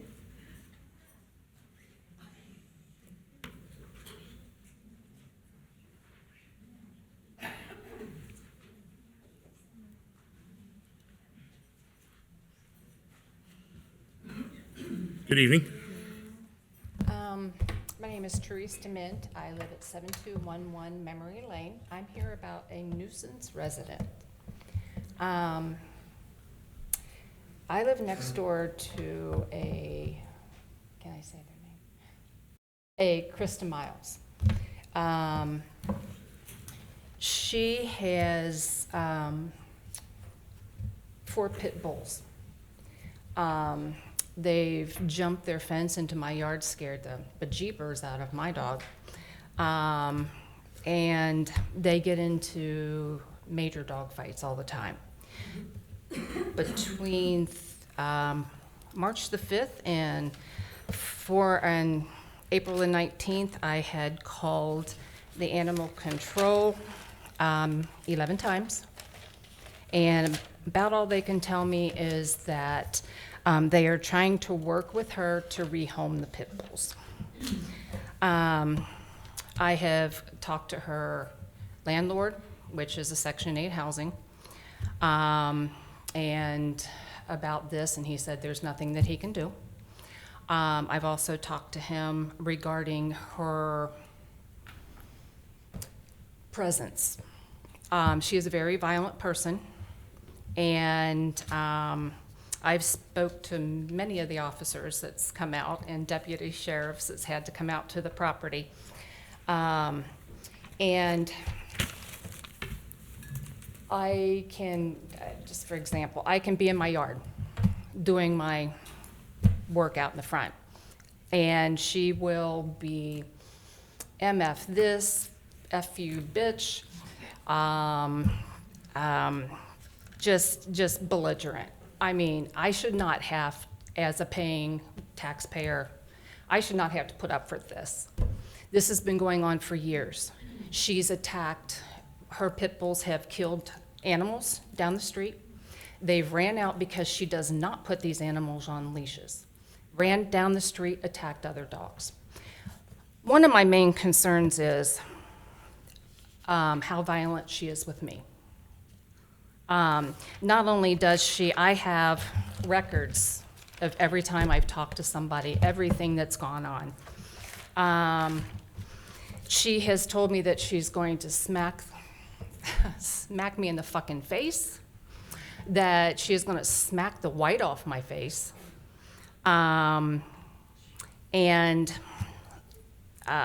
There's just been numerous times that we have gotten into it. Now, I'm trying to get this straight. On August the 29th, it was one of the main things for me. Again, I was out in my yard. I do not trust this woman whatsoever. I have 2 other neighbors that are going to speak regarding all this. Trying to be quick. I was out in my yard. I stood up. She was walking down her driveway. And that's all I did was look her way. And she started on me. And, F you, just everything. Well, me being me, I'm tired of it. So I told her what I thought. She puts her puppy in the house, comes back, she gets 3 inches from my face and kept asking me, what am I gonna do about it now, bitch? I asked her numerous times to get out of my face and get out of my yard. She did not. She kept up. So I pushed her, which started a fight. She actually punched me in the face twice. She actually called the police. The resolution for that was that they were going to arrest both of us because, I did push her out of my face. I could count every blemish on her face. She was that close. And I've got video of her mooning me, as other people do. We just want some resolution on this. And we're asking you, I have been told by numerous police officers, when I can name off names, that we should come here and speak to you guys because she's a nuisance. She now has another puppy that she's kept, so that's going to be 5 pit bulls. They are constantly running loose. They are pooping in our yards. We have to pick it up. She's out of control. When she's punched me in the face twice is when I'm just to my limit. I should not have to put up with this. I'm gonna cry because I'm so mad. This is just ridiculous. I mean, we all have to carry weapons in our yards.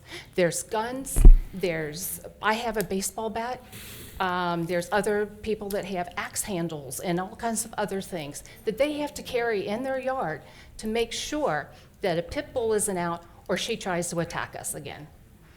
Board, we are past the 5 minutes, so if you want to vote to extend. Okay. Well, maybe your neighbors can take care of your 5 minutes. Can I ask what the address was again? I'm at 7211. She is 7219. Her name is Kristen Miles. I have her. That's fine. I have all this stuff right here. If you'd like to talk to me afterwards, I tell you a bunch. Thank you. 7219, thank you. Okay. Okay, so to follow up with that, let's go to Jim Bennett on memory. Good evening, sir. Good evening. I'm reporting the same, but about this one, what she's done to me, and none of this stuff has been instigated by us. Although, I'll just read this real quick. Although there has been many instances over the last few years, I wish to speak about the most recent. Mowing my lawn one day, one of the dogs ran over and pinned me against the garage door. Someone from from her household had come over, grabbed the dog, let it back. I reported this to the police. A second similar incident, I was in the backyard. I got to the back. It chased me. It was in my backyard. Chased me. I got in the back door quick enough. And the dogs have been free to run and roam the neighborhood. Seldom on leashes. When she walks once in a while, she'll put it on a leash. There's been numerous occasions where one of the dogs, by the name of George, has been left out at night, then called in at 3 and 4 o'clock in the morning that roams the neighborhood. And she screams. You can hear her with the windows closed. I mean, she's just vulgar and screams at the top of all the time she has to scream. The latest incident on Friday morning, August 25th, my security cameras showed the dogs leaving waste in the yard at 4:56 a.m. They're out roaming around. They were called by her at that point that were running loose. Again, on Tuesday, the 29th, at 8:53 in the morning, the dogs were in the yard. The resident was on the porch watching these dogs. She watches them come into people's yards. It was on the porch and observed the dog. I called the resident to come over and clean up the waste in my yard. She did so with her loud, and her language is terrible. And she did come over and get it for the first time because she was caught on my security cameras. I just had them installed. On Thursday the 31st at 9:30 a.m., I called the SPCA about the dogs continually running loose. A female officer came out on September the 1st to speak to the resident, but called for a backup because she told me, she says, "Oh, I know who you're talking about. because they've been over so many times. So they always call for a backup. She's a violent person. At the Colerain police officer by the name of Officer Gifford responded. Apparently she was not at home. They left a note on the door. The resident arrived about an hour later using vulgar language, proceeding to jump in my yard, place a puppy on the yard, and she screamed at the camera saying, "My dog is in your yard again. What are you going to do about it?" And this is the type of person. None of it is instigated by us. Okay, just a few more statements and I'm done. She got out of she came back home about 45 minutes later after the police and the warden left. Okay, that's when she got out and done with the puppy. Then she proceeded, after she done this to the camera with the puppy, she proceeded up her driveway, continuing with foul language, flailing her arms, and mooning my camera 3 times. Okay, now these people drive up and down the road. People walk, kids walk. Luckily, there was nothing done then. This is the type of person that we're dealing with. And Mr. Comer, which we'll be speaking just a second, real briefly, I took the video to Colerain Police Station, talked to Officer Gifford about the incident, and he's seen it and couldn't believe it either, that what she's doing on the camera. I thank you. Thank you. So, Kim Coomer? Just one more. I have to carry a sidearm out when I cut the yard because I'm afraid of the pit bulls that chased me twice. Thank you. Kim?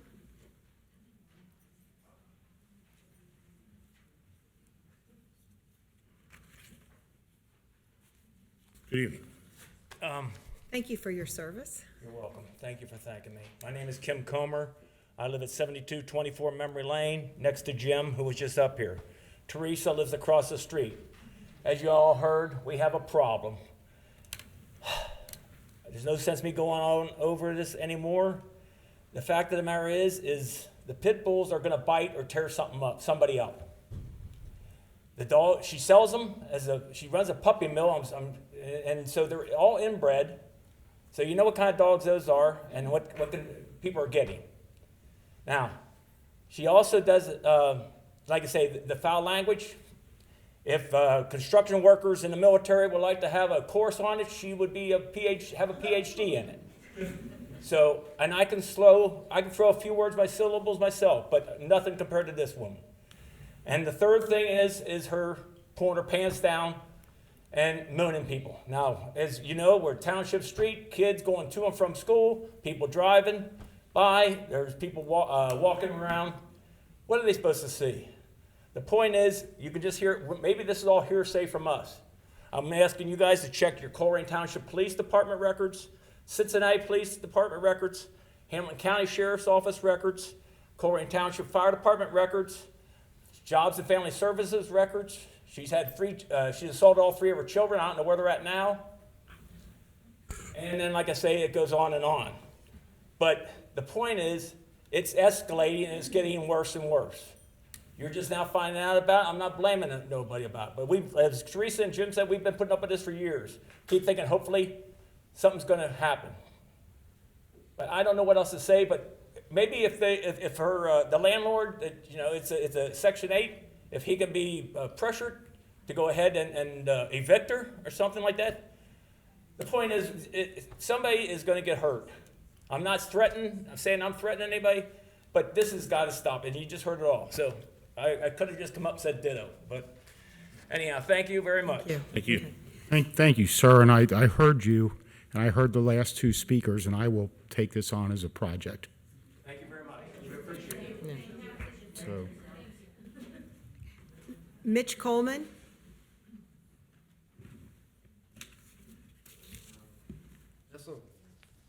Good evening. My name is Mitch Coleman. I've been with the township for 35 years. I'm on 9352 Marin Drive. So Section 8's been a problem, as far as I'm concerned, too. That's all I'm going to say about it. I vehemently disagree with how Section 8 has overtaken this township in 35 years. So I understand what we're talking about. These are just a couple questions, really. I guess one is Public Works. On our street, I'm just wondering when they're going to get to basically repair the gutters and things like that. I know they've got cuts in it, things like that. It's been repaved once, basically to prep it. But it's just a question. Doesn't answer back to me about that. So I think that's a relatively simple thing to find out. The other thing is as we all know, we have an aggregation here for, gas and electric. And, electric is a lot better, of course, than Duke. The gas, I guess when it was negotiated, that's how it works. But basically, that was during when the Ukraine war really got started.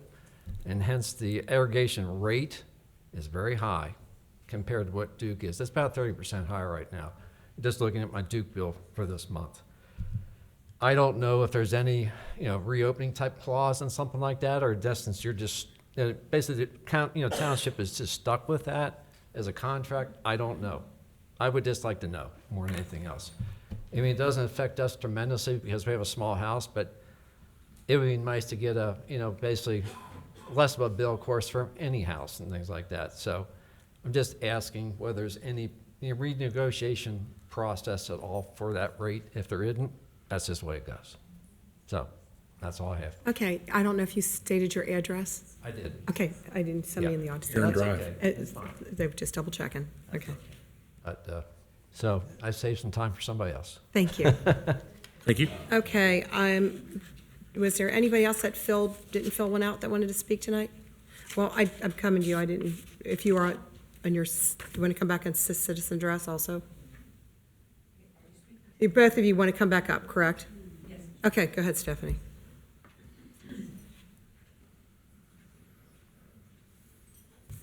Stephanie Wright, 3729 Blue Rock Road. Welcome back. Oh, thank you. Long time no see. I would ask that Ms. Ulrich read what I put at the top of my sign-in sheet. Please call an order submitted 616.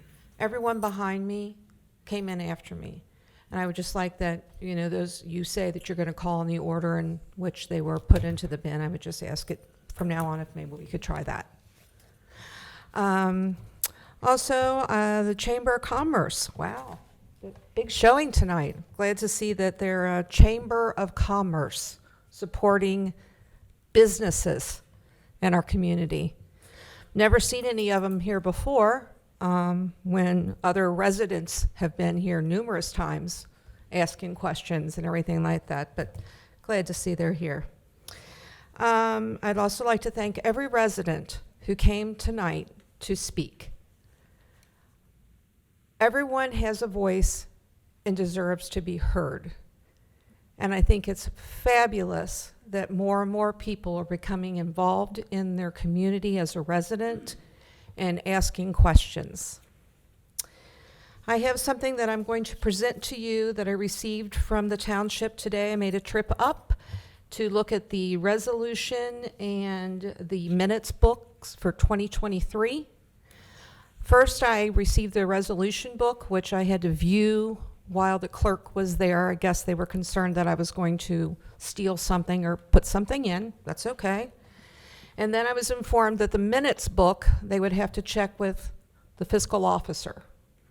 Well, I proceeded to tell them that ORC code says that those minutes must be available to residents during administrative hours as posted.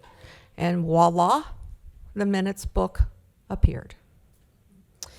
The application, or what I'm going to show you is a resolution 7123. Same numbers. Two different resolutions. Is our bookkeeping not up to speed, or what's going on? Is there any reason that a number would be skipped over or duplicated? And also I have highlighted on here that the statement says that there was a meeting held on April 18th, 2023 for the Zoning Commission, and it was voted on 3-2. I can't find that meeting on Waycross, on an agenda packet, anywhere. So I wonder what the problem is with this.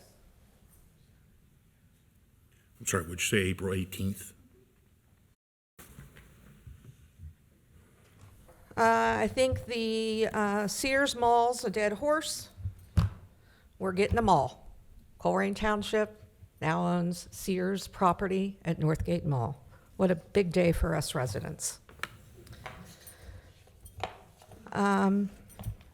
And then tonight on the agenda, we have a new committee we're forming. Let me see what the name of that, what we're calling it. Code Enforcement Review Board.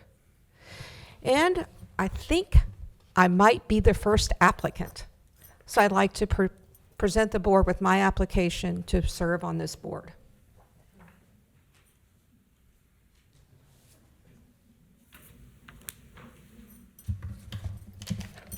Have a good evening. Thank you. Carrie Davis.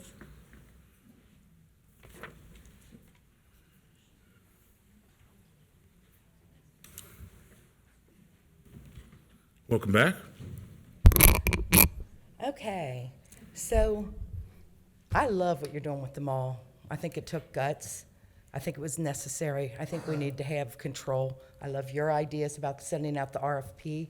Let's pick the brains of the professionals and let's see what they're throwing at us. I completely disagree with you, Mr. Unger, shutting down that building, blocking it up and worrying about the expenses. That contract I just finished up, I brought that guy in $855,000 in 15 months for a space half the size of Sears. I could do that. I could double it. I could double it. There's a huge shortage of small to mid-sized convention centers in Cincinnati, and the market is just ripe. And that was I started his business for him and brought him in almost $1 million in a year. So the space is extremely valuable when you realize what it can be used for. The concerts you could have over there, I have relationships with the top 3 concert promoters in the greater Cincinnati area, and I could get that place booked like that. I brought 3 national acts to Oakley, sold out the concerts, and there is no reason we cannot turn. I wanted, months ago, I talked to somebody and said, we need to make Groesbeck the entertainment district of Colerain Township. That is what's wrong with Colerain. There's nothing to do, nothing exciting. I talked to Tawana about it, and she said, you really need to call Mr. Miller. You need to call him because he's on the same page with you. And because of my business experience in this field, I can back up what I'm thinking with what I can show my call logs, who I've spoken to, not just what I've booked. But then this came up, and it's like, okay, sounds like the mall needs to be the entertainment. We don't need more park space. We need green space within an entertainment center. The young lady you hired as an assistant administrator, I could not understand why in God's name you hired her for that, but it looks like God was looking favorably on you because her resume is fantastic in this field, and I think she's going to prove her worth. I don't think any of the rest of you guys should be involved, but I'm glad, and I hope you go. You guys don't know. I mean, I've worked in the field for 6 years. You don't know what you don't know, okay? And we don't have anybody qualified, really, to jump into this, but she knows a lot. Okay, so the reason people are so upset is they think, oh my gosh, they did this behind our backs. Well, the truth is you guys have done 3 frickin' studies in less than 10 years, including redevelopment of the mall. You did public outreach, asking for people's opinions. The question you need to be asking yourself, and why so many are angry, because of course, I'm not gonna tell Jeff I'm gonna bid on that car that's on auction, because he's gonna bid for $1 more just to piss me off, right? So you guys could not disclose what you were doing without screwing yourselves. But anyway, something's wrong when the community didn't say like I did, well, I knew it was coming. So I run a community page called the Greater Colerain Community Group. And what I do is tell the good, the bad, and the ugly. And I took all the information that I have read over the years from you all and posted it online, tried to do some education, explained to them why this was secretive, and then I asked them for their opinions, and I told them I would share it with you. My page, just mine, in 5 days, 3.2 thousand people went to my page and read this. This is how you guys need to communicate. I just looked at your Facebook page. Nothing's even mentioned on it, communication lady. Nothing is mentioned about it. So she should go to my page and see what engaged residents. Out of that 3.2 thousand people who went to this post on my page, 320 voted. The options were, I am undecided on whether to support the purchase, I support the purchase, or I oppose the purchase. And then somebody added on there, the lack of public engagement in this purchase is disturbing. An explanation and future plans would have been helpful. Someone else added that to my poll. 59% of the people who responded tagged her response. So you are failing in communicating the vision you have for the township. You want to rely on old school ways when I'm showing you that in 5 days, I reached 3,000, over 3,000 of your residents. Okay, your 5 minutes is up. Okie doke. Let me give you a couple little stabs real quick. Give her 2 more minutes. I motion that we give her 2 more minutes. Okay, but anyway, good job on that, Dan. Call me if you want to know. I'll show you my books, my financial books on what that place can make. Use your 2 minutes. Anyway, what you guys did with firing the zoning guy, do you realize you do not have a single person, maybe Jeff, who is certification eligible working in the zoning department, nowhere in the township.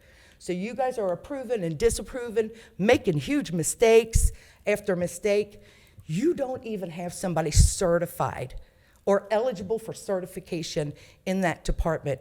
You have 2 basically interns who are running that department with someone who Mr. Miller doesn't even meet the job description you guys defined for him. He doesn't even meet those qualifications, yet you're allowed him to do the job of planning. On your new review board, I told you 5 years ago, Scott, you're violating the due process rights of every single person who gets cited. I am glad you're creating the review board. It needs to be done, but it must include every nuisance citation because somebody's going to sue you for due process violations. A lot more here, but that's all. Thank you. Thanks. Thank you. Okay.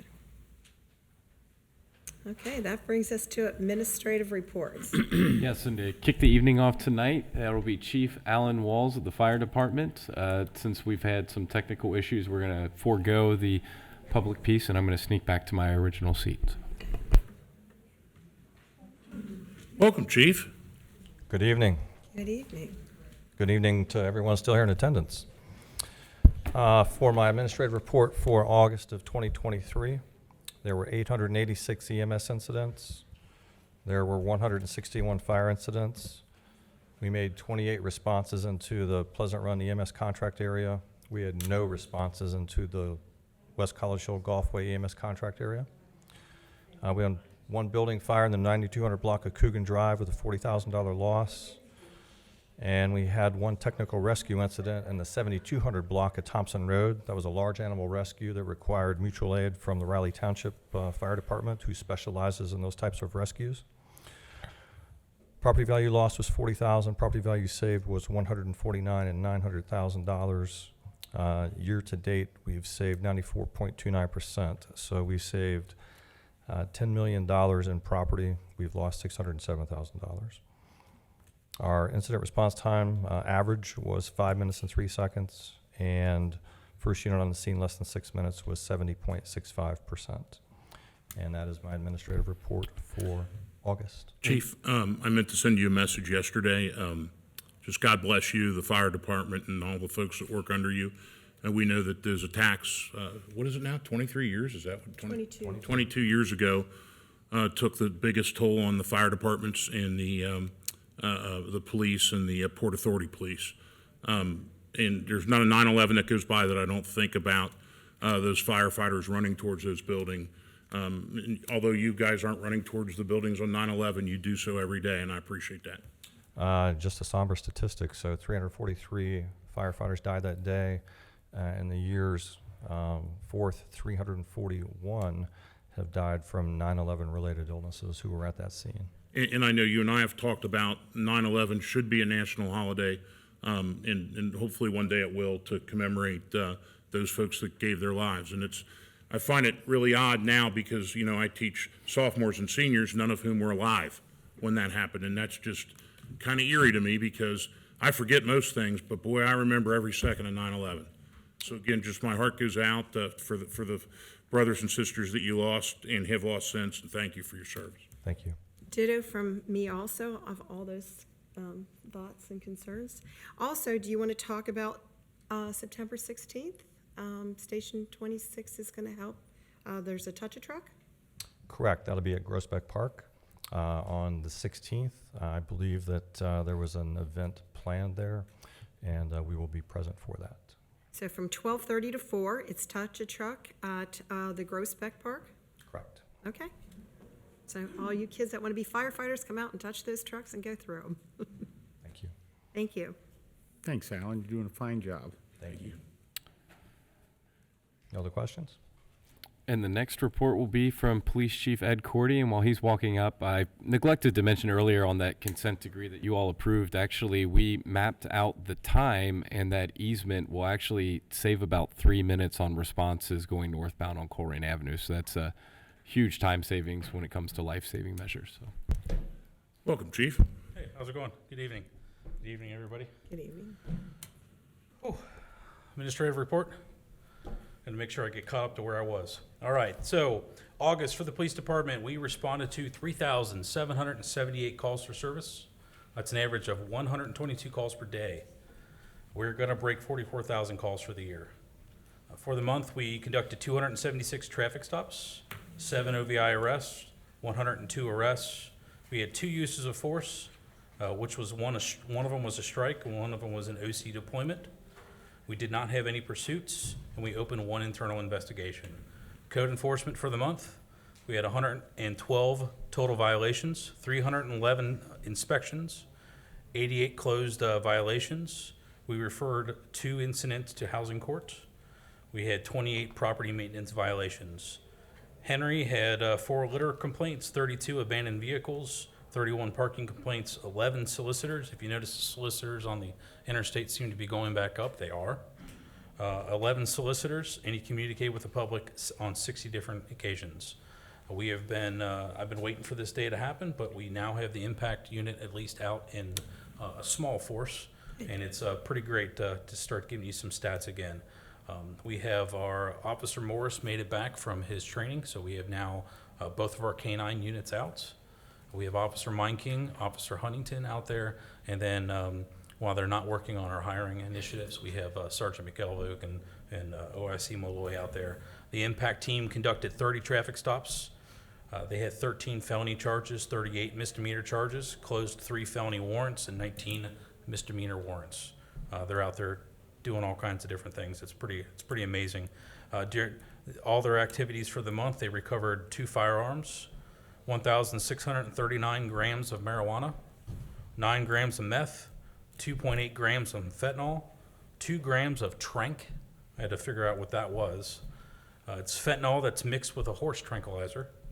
Lovely. 239 grams of mushrooms, 4 grams of cocaine. For the month, the impact team and the patrol officers assisted with the DEA and recovered 4.5 pounds of cocaine. Update on our police department efforts. The current staffing, we're at 63 officers and 2 police cadets. The 2 cadets are, one is in the police academy currently. The other cadet will be starting the police academy in 2 months, about a month and a half. We have one officer retiring next month, Officer Carwish. So we'll be looking for 5 additional officers. Just today, I received notice that we got our grant from the Ohio Attorney General's office for our ballistic vest for $6,663.72. Thanks to Nancy Spears, we maxed out our full amount of $40,000 from the OAG for the year. That's all I have for my administrative reports. I'll be back up in a few minutes. Do you, Okay. any questions for me while I'm Thank here? you for talking to those residents on course. memory. And to be honest, it's the first time I'm hearing about the memory lane Okay, so- situation. I'm very, very, very familiar with the group homes. Been working with quite a few different angles on that for quite some time. Just yeah. met with Representative Abrams about that last week, and trying to do what we can there as well. It is a problem. Right. It is a massive problem, and to be frank, group homes are protected by the Department of Health. It's a problem. Representative Abrams is trying to help me come up with a solution, and we're seeing what we can do. The good news is she was just recently put on a board of reclaiming, which the reclaiming program is juveniles that are committing felonies of the 5th, 4th, and 3rd degree, which are typically fairly serious incidents. They are very serious incidents. These juveniles, instead of going into youth services, they are actually being redistributed throughout different areas of the state in foster homes. So we are now bringing in criminals from different areas of the states to our foster homes in Colerain Township, and so is other areas of the state as well. I'm incredibly frustrated by this. I do not know what our answer is moving forward, but we are trying some different angles, including we looked at numerous group homes today and have some nuisance resolutions going out to them. They'll be hitting tomorrow. Chief, it sounds from one of the residents that there are some zoning issues too. Yeah, we actually talked about that. I looked at pretty much every different angle. I did not look at that angle. I wrote down everything he said, and that's something we're going to be looking at starting tomorrow. And I'll say the same thing I said to Chief Walls. Every 9/11 when it comes around, I think of our first responders and the fact that most of the people we lost that day were fire, police, and Port Authority, which is a police too. I just thank you for your service and all the men and women that wear the badge. It's appreciated. We appreciate that very much. And anybody from Colerain Township that wants to come out on Friday, September 15th, there is a breakfast from 8 o'clock to 10 o'clock at the 4200 Springdale, the Senior Citizen Center. It is an appreciation for our police and fire. And if you'd like to talk to Cindy Abrams, she will be the guest speaker there. So, Chamber of Commerce, thank you for putting that together. And Chief, one other thing, that mirror, is that something? The mirror on Is Gaines. that something Mr. Weckbach Public Works would take care of that? Yeah, Tiffany was going to address that, but those are 2 county roads, so we will be reaching out to the county engineer to ask them to make those improvements to the extent that they can. I know that when that property there at the corner of Gaines and Sheed was demolished, there was an attempt to turn that over to the county. I don't know that the county engineer necessarily took it, but we've understood that that property would probably be very useful in terms of any roadway improvements that would make line of sight visibility clearer on that section of roadway. Okay. And so on that note, I would encourage folks to call the county engineer as well to give them their concern and their opinions there as well. We will be reaching out, but it always helps for them to hear other voices. Absolutely. There's a good longer story about that I'll update you on at some point. Your comments about folks that like to stand at the interchanges on the highway or in the driveways of commercial places such as the Burger King up on North Colerain. Anytime I've seen those, I call them in and either send it to you in a text or to Henry or somebody, and it tends to get handled right away. And if you see somebody that's out soliciting for funds, please let our police department know. It's not safe to be standing on an off-ramp on a highway. And 321 cops, just call in and we'll send somebody out and see who it is. It's likely somebody we're half a chance looking for anyway. So I will tell you a funny story is we actually have caught a few people on the ODOT cameras, and we've sent, I know that's what you were about to, we've actually seen a few on the ODOT cameras, and we're self-reporting and having a couple people come out there for that as well. So it's a safety issue when folks are standing in a commercial entrance or on the highway off-ramp walking up to a car which is stopped and I would encourage you not to hand them anything, but when that car stopped and the lights changed and somebody tries to go around them because they want to make the light, it's just, you don't belong there on the off-ramps or in the commercial driveways. It's a real traffic hazard. So please, 321 cops, and the chief will get somebody out there and right away. The best way to stop it is stay on top of it like we do here. Thanks, Chief. Thank you. Thank you. All right, up next is Assistant Administrator Tiffany Mays.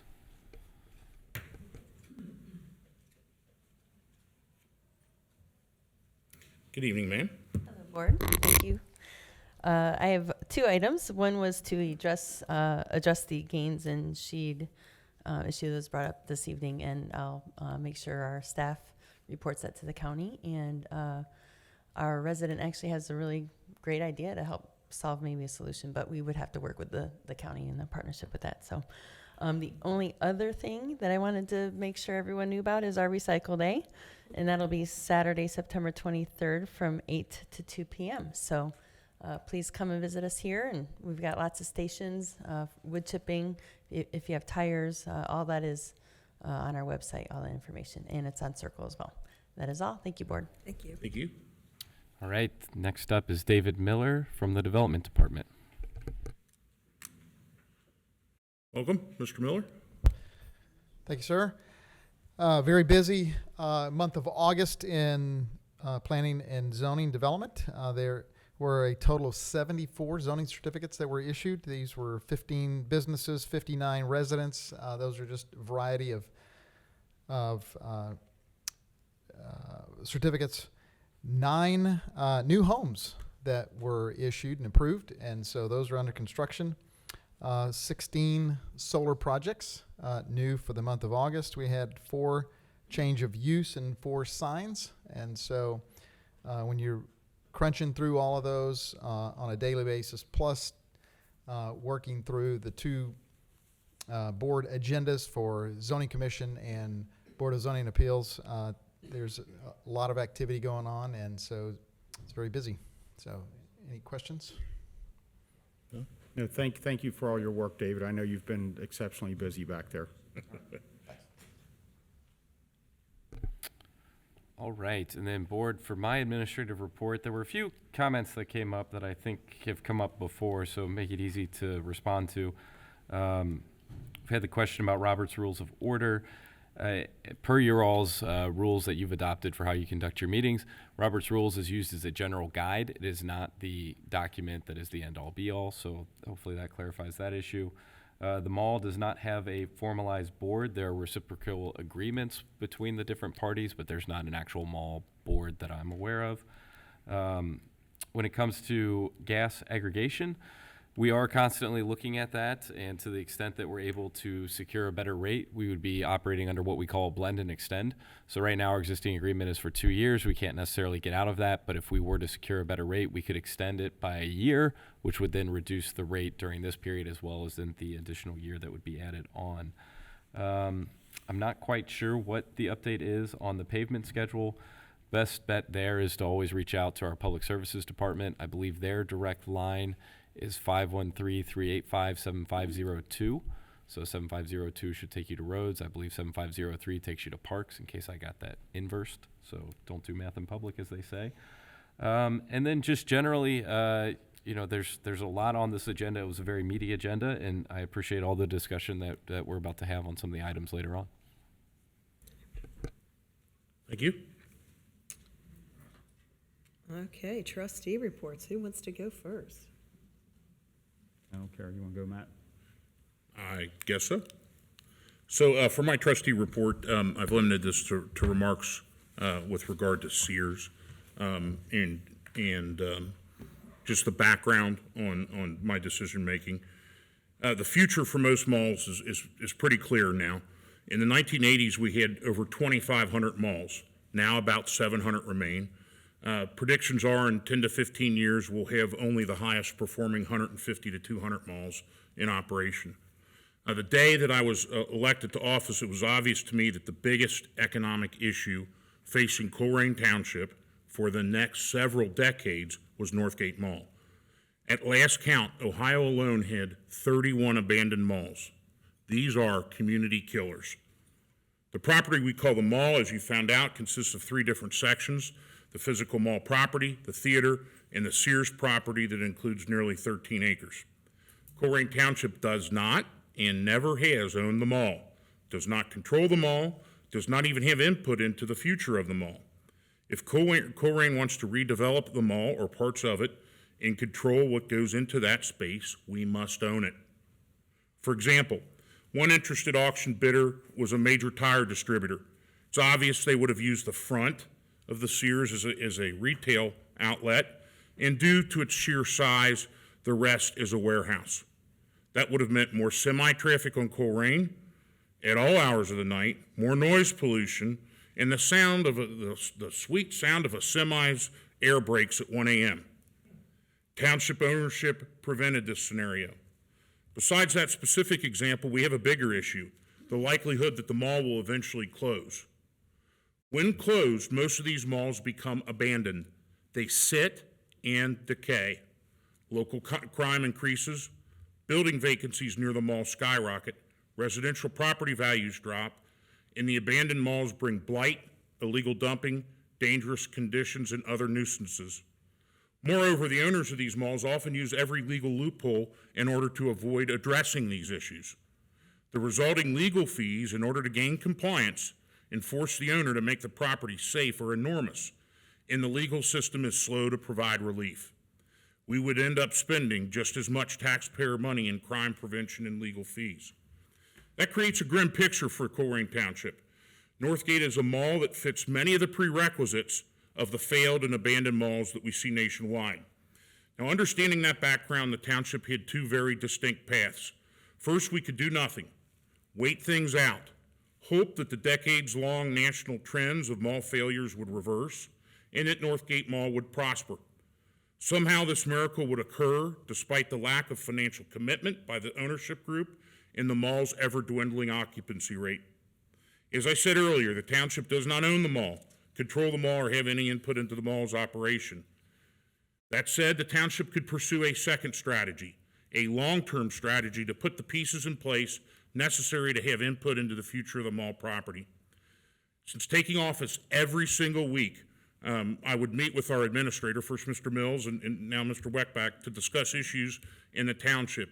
And from the first week I took office until now, I consistently asked for a mall update. When Jeff Weckbach took over as administrator, I requested now that he hold weekly team meetings of the leadership teams focusing strictly on the mall.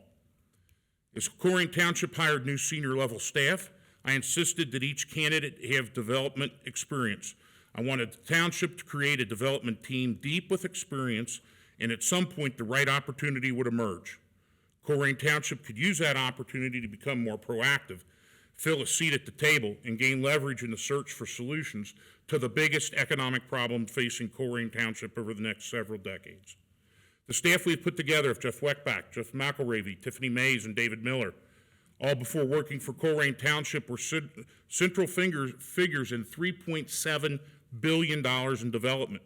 These projects included things like Oakley Station, Union Terminal restoration, the banks, Montgomery Gateway Corridor, Sharonville Convention Center, Campus Center at Purdue University, and the Blue Ash Airport.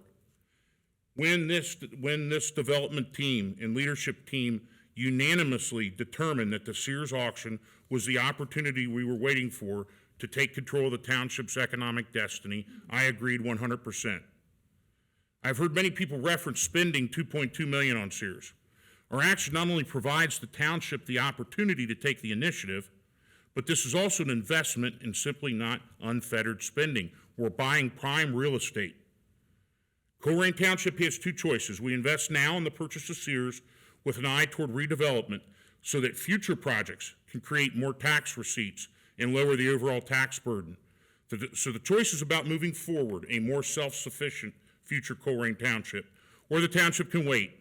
And one day when Northgate Mall is closed and abandoned, taxpayers will have to subsidize lost property taxes from a bankrupt mall, watch other retail property values fall, see residential values drop, and be forced to spend more on police and legal fees addressing nuisance issues related to an abandoned mall. Undoubtedly, many folks have seen the homemade yard sign, which gave me a little bit of a laugh, asking the question, Trustee Wallert, what the hell were you thinking? Well, to answer that, I need to transition to the present tense. I am thinking Northgate Mall is the biggest economic question facing Colerain now and over the next several decades. I am thinking that I do not want Colerain to join the roster of communities that have been ravaged and wrecked because of failed and abandoned malls. I am thinking that Colerain Township should fight every step to gain input into this process of the future and not leave it to investment bankers in New York City. I'm thinking about the future of Colerain Township. Thank you. Thank you. I'm going to just go on you. I loved everything you said. There's definitely been a excitement about the purchase of Sears Northgate. But I want everybody out there to know that the administration has listened to the residents over the years. It is our, as you've always put it, our great white whale. It is our central business district. It is our commitment to this community to revitalize our central business district for many reasons. And once we start the revitalization, more businesses are probably going to come and will come. And I just the amount of developers that have called us to want to be in on this endeavor. I do have a letter from a recent trustee, Greg Insko, to the residents of Colerain. It's important to see both sides of one of the biggest decisions our elected officials have ever made. The downside buying Sears is the initial commercial tax revenue loss, maintenance expense, and loss interest payments on the cash we're spending to buy it. But what about fixing our roads instead? Our leaders are capable of doing more than one thing at a time. Time is the most valuable thing any of us have with it, and this project will take lots of it. But I'd like to explain why the upside is significantly greater than the aforementioned downside. Perception has and always will be community's biggest obstacle. From my time in office, our residents would beg us to do something about the mall. It's one of our biggest things in our community. It's known for, and whether we like it or not, it's a perception is crucial to our identity. When I served on the board, we responsibly did plenty of renderings and house studies with grant money to encourage the mall reinvestment. Unfortunately, it's hard to make a private out of a town owner run their business the way community deserves it. Buying a seat at the table ensures that. It's disheartening to see my former constituents complaining about the purchase when they were begging for something to be done just a few years prior. You can't have it both ways. As a local business owner, I was privy to who some of the potential bidders were. I can assure you the same residents would be upset about the purchase, would beg the township to have bought Sears if they were privy to the other bidders. I'm confident our community and its leaders have our best interest and more than any other potential buyers would have. From fixed income homestead seniors to our out-of-town business owners, not a single Colerain taxpayer will negatively feel the impact of this purchase. This purchase of Sears is first of many steps to finally change the perception of our community. We have two choices moving forward. You can hope that it fails, that you can say you were right, or we can hope it succeeds for the greater community. I know which one I'm choosing, staying positive, everyone. And I'm excited about the future, and I'm glad we're investing in the future of Colerain Township. With that being said, I wanted to also thank the Chamber for the Heroes Dinner that we had a month or two ago. You honored a pilot that did honor flights. My father-in-law's on that honor flight. It was the Tri-State's first flight this year. There was 84 people on the flight, and they just landed a few minutes ago, and thank you. It was a wonderful thing for him to experience. He was 94, he's 94 years old, and he was in Air Force, Army over in Japan, came back in 1948. So, lost generations. Thank you, thank you. And I really love all the support from all the chamber and all the business leaders supporting this decision. Kudos to all of you for standing up for it. Thank you. Thank you, Kathy. I think we all want to see redevelopment at Northgate Mall. My concerns are purely financial with it. There was a developer that was $10,000 behind us on the bid, and I'm glad to know that Greg thinks he knows who that was, because we certainly ought to talk to them and find out what their ideas are. We are not an unlimited pool of money, we've made this decision. We're going to move forward. We do have a seat at the table. We always have. We control the zoning on that property. So whatever goes there is going to need to go before, the zoning board and the board of trustees. And I've got a few other comments about some other things. Last Friday, there's such a thing as the integrating committee, which is a combination of communities that apply for various grants. I'm an alternate voting member of that. And finally, about 15 years into it, and I let Jeff know this, there was a list of grants that comes from the Issue 7 SORTA tax, and we are awarded a grant finally for the Joseph Road sidewalks.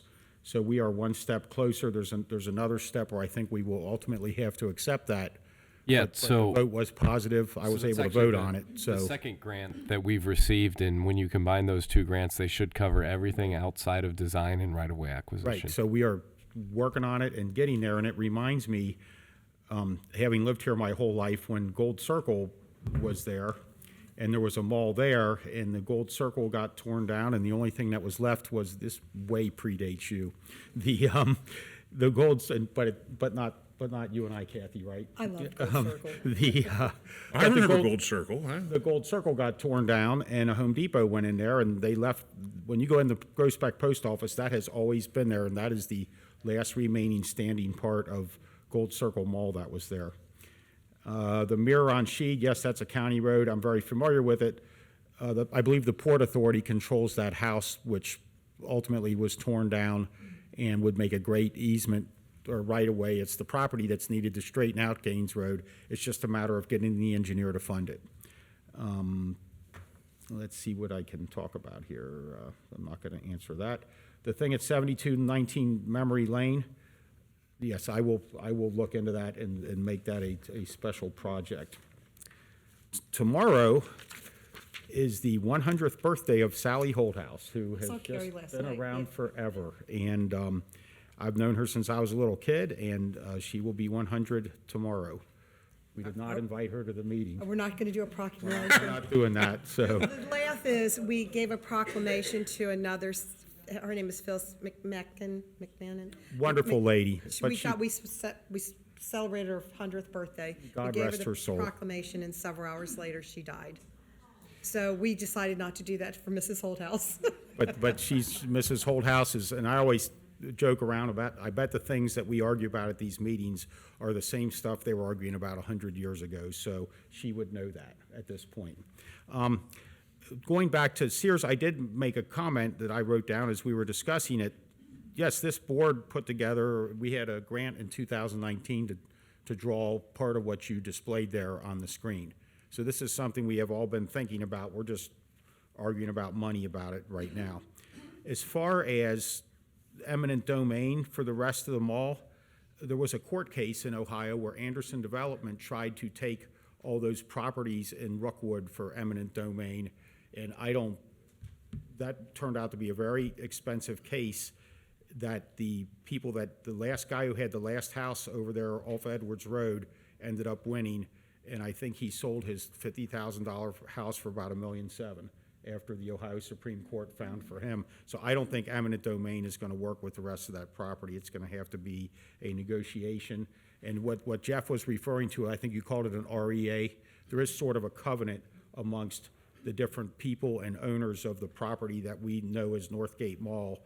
And whatever we do there has to be some consensus from the other owners. We can't just go in and do what we want, but it sounds, we're moving ahead, and that's what I said before.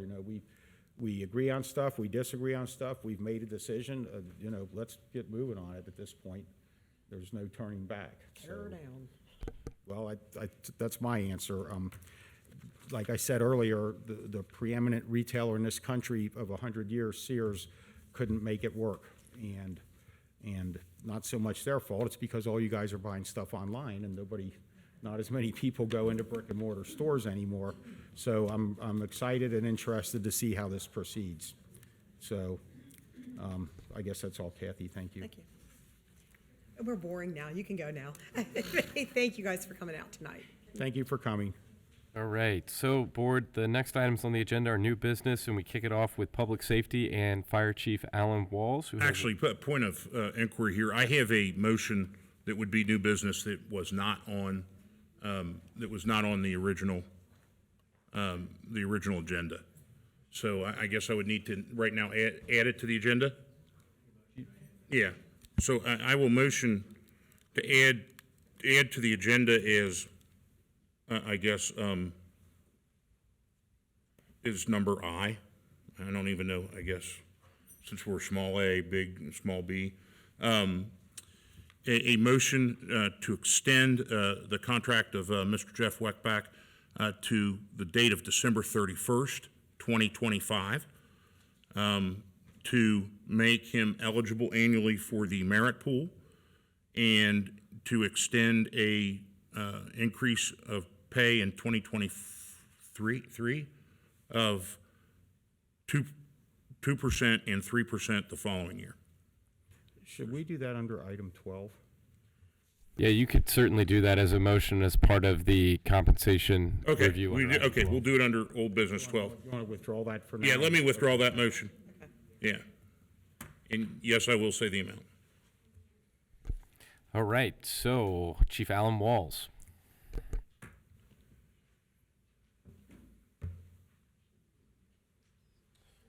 Good evening once again.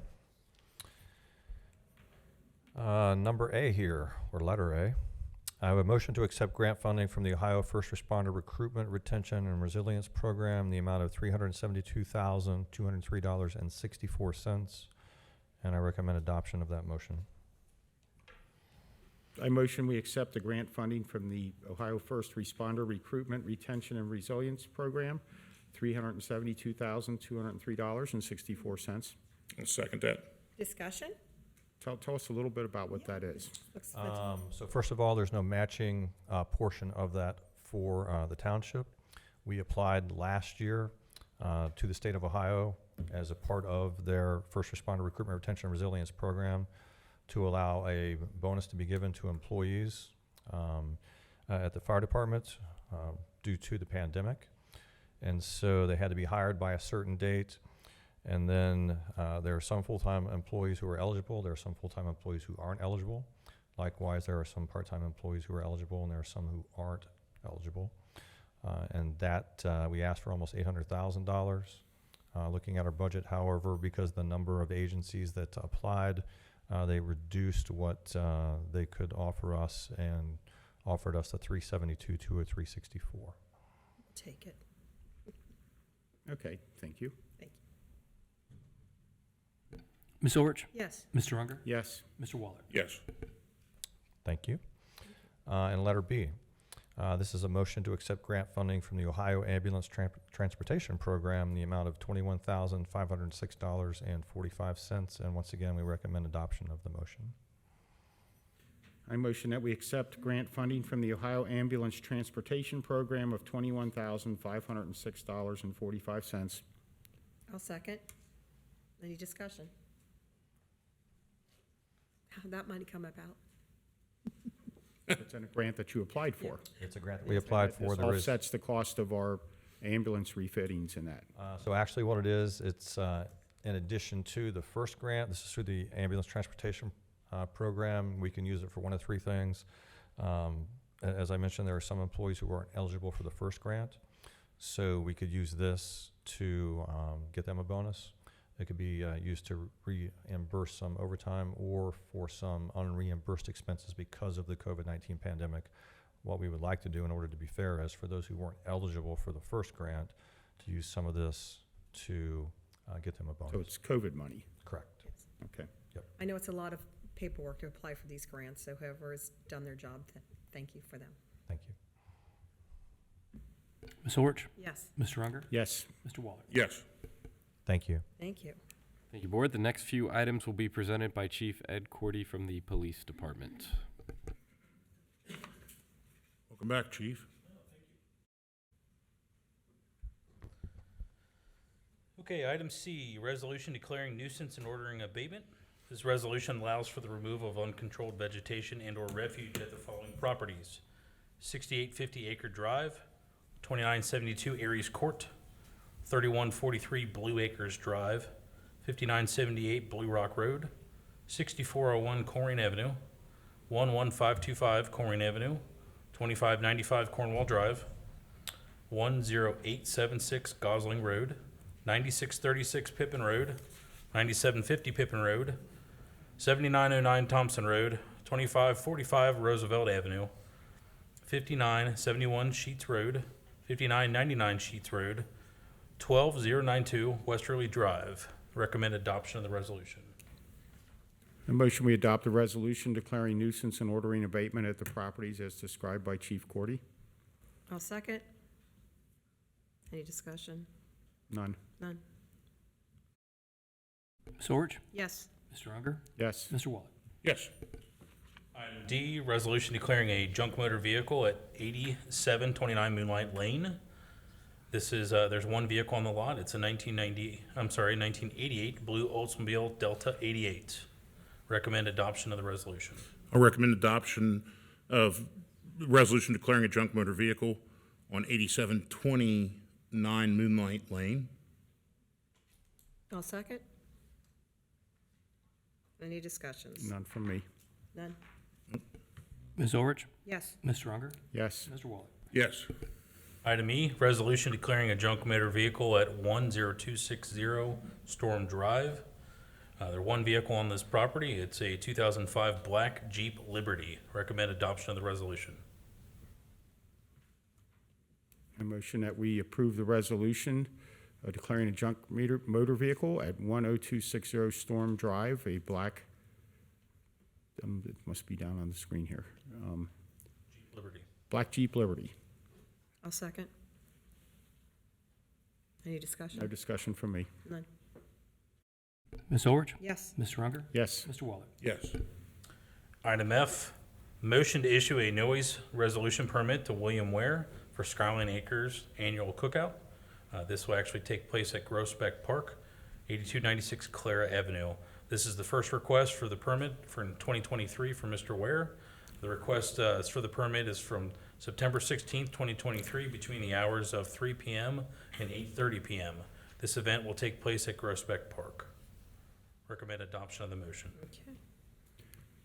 I'll motion to adopt the application for noise resolution. Application for permit to hold the annual Groesbeck Skyline Acres Annual Cookout, sorry. I'll second it. Any discussions? Just as my typical reminder on this item, your all signature on this before the end of the evening will be very much appreciated. No other discussion from me. None. Ms. Orich? Yes. Mr. Unger? Yes. Mr. Waller? Yes.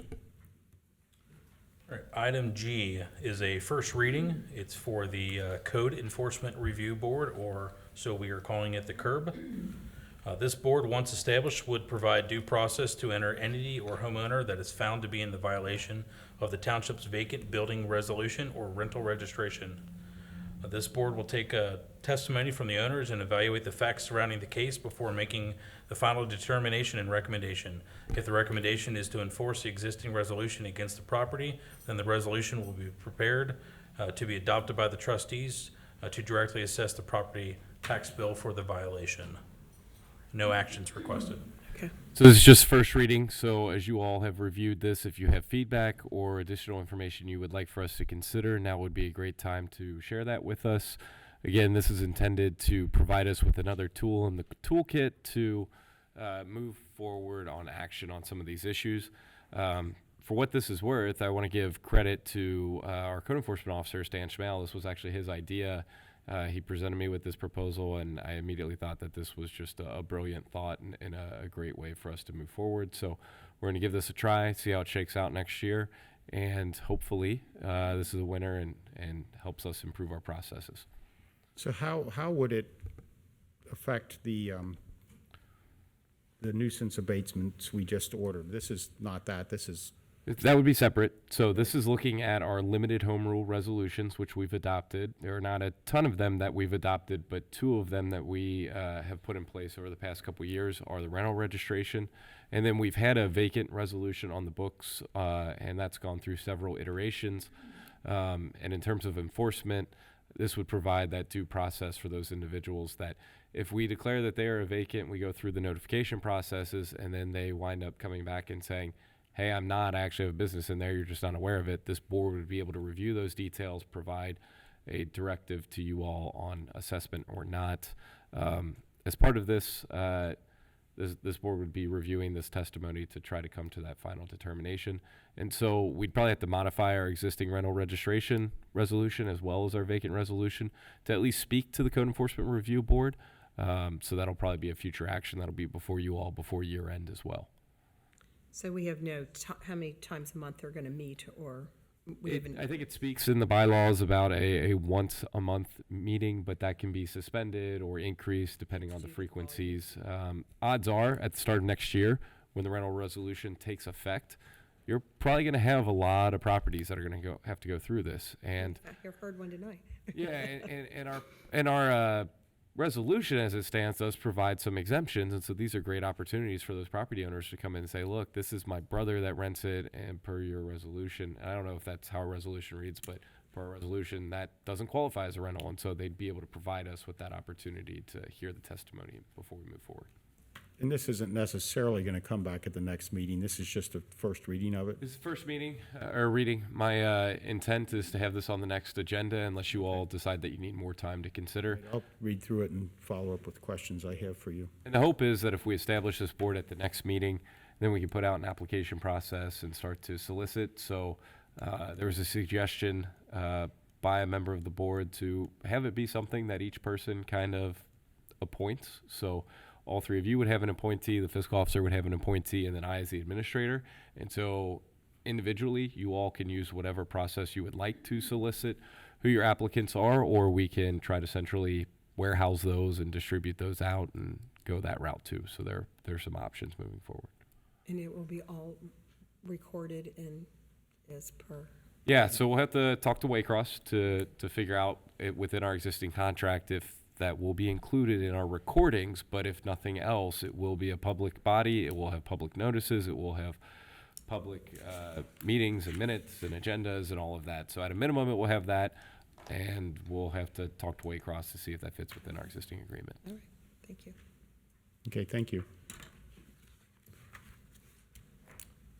Thank you, sir. So the next items board are in public services, and this will be presented by Assistant Administrator Tiffany Mays.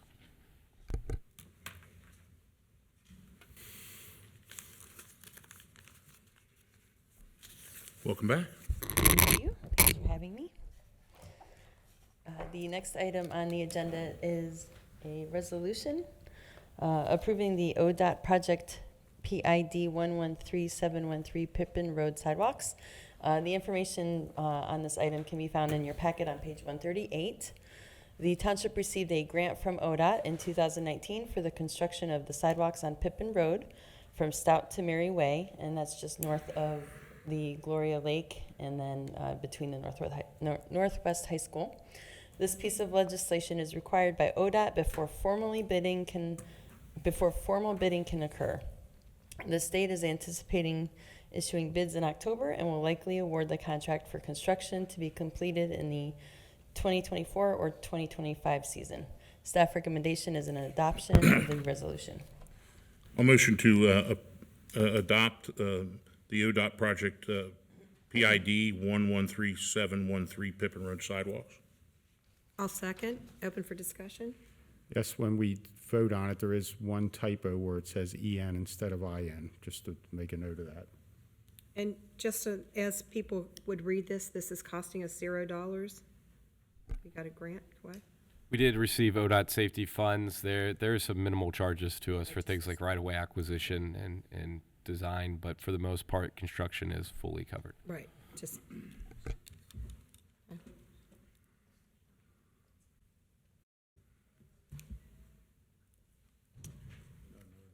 No. Comments from me? No, sorry. Ms. Orr? Yes. Mr. Unger? Yes. Mr. Waller? Yes. All right, the next item tonight will be presented by Mr. David Miller from the Development Department.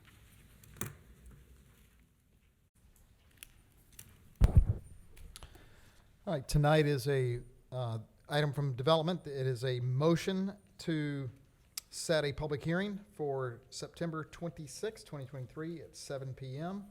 This will be for zoning commission case ZA 2023-11.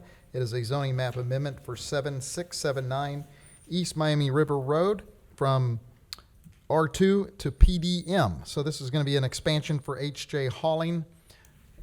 They have already been through the zoning commission and had their public hearing there, and so this would be the recommendation of approval from the zoning commission, but you will, before that can be approved, the Board of Trustees must hold a public hearing on the item.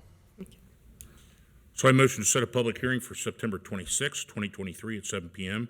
for zoning commission case ZA 2023-11, zoning map amendment for 7679 East Miami River Road from R2 to PDM.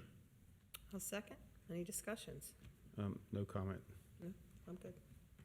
Ms. Orich? Yes. Mr. Unger? Yes. Mr. Waller? Yes. Thank you. Thank you, Board. The next few items will be presented by Assistant Administrator Jeff McElravy.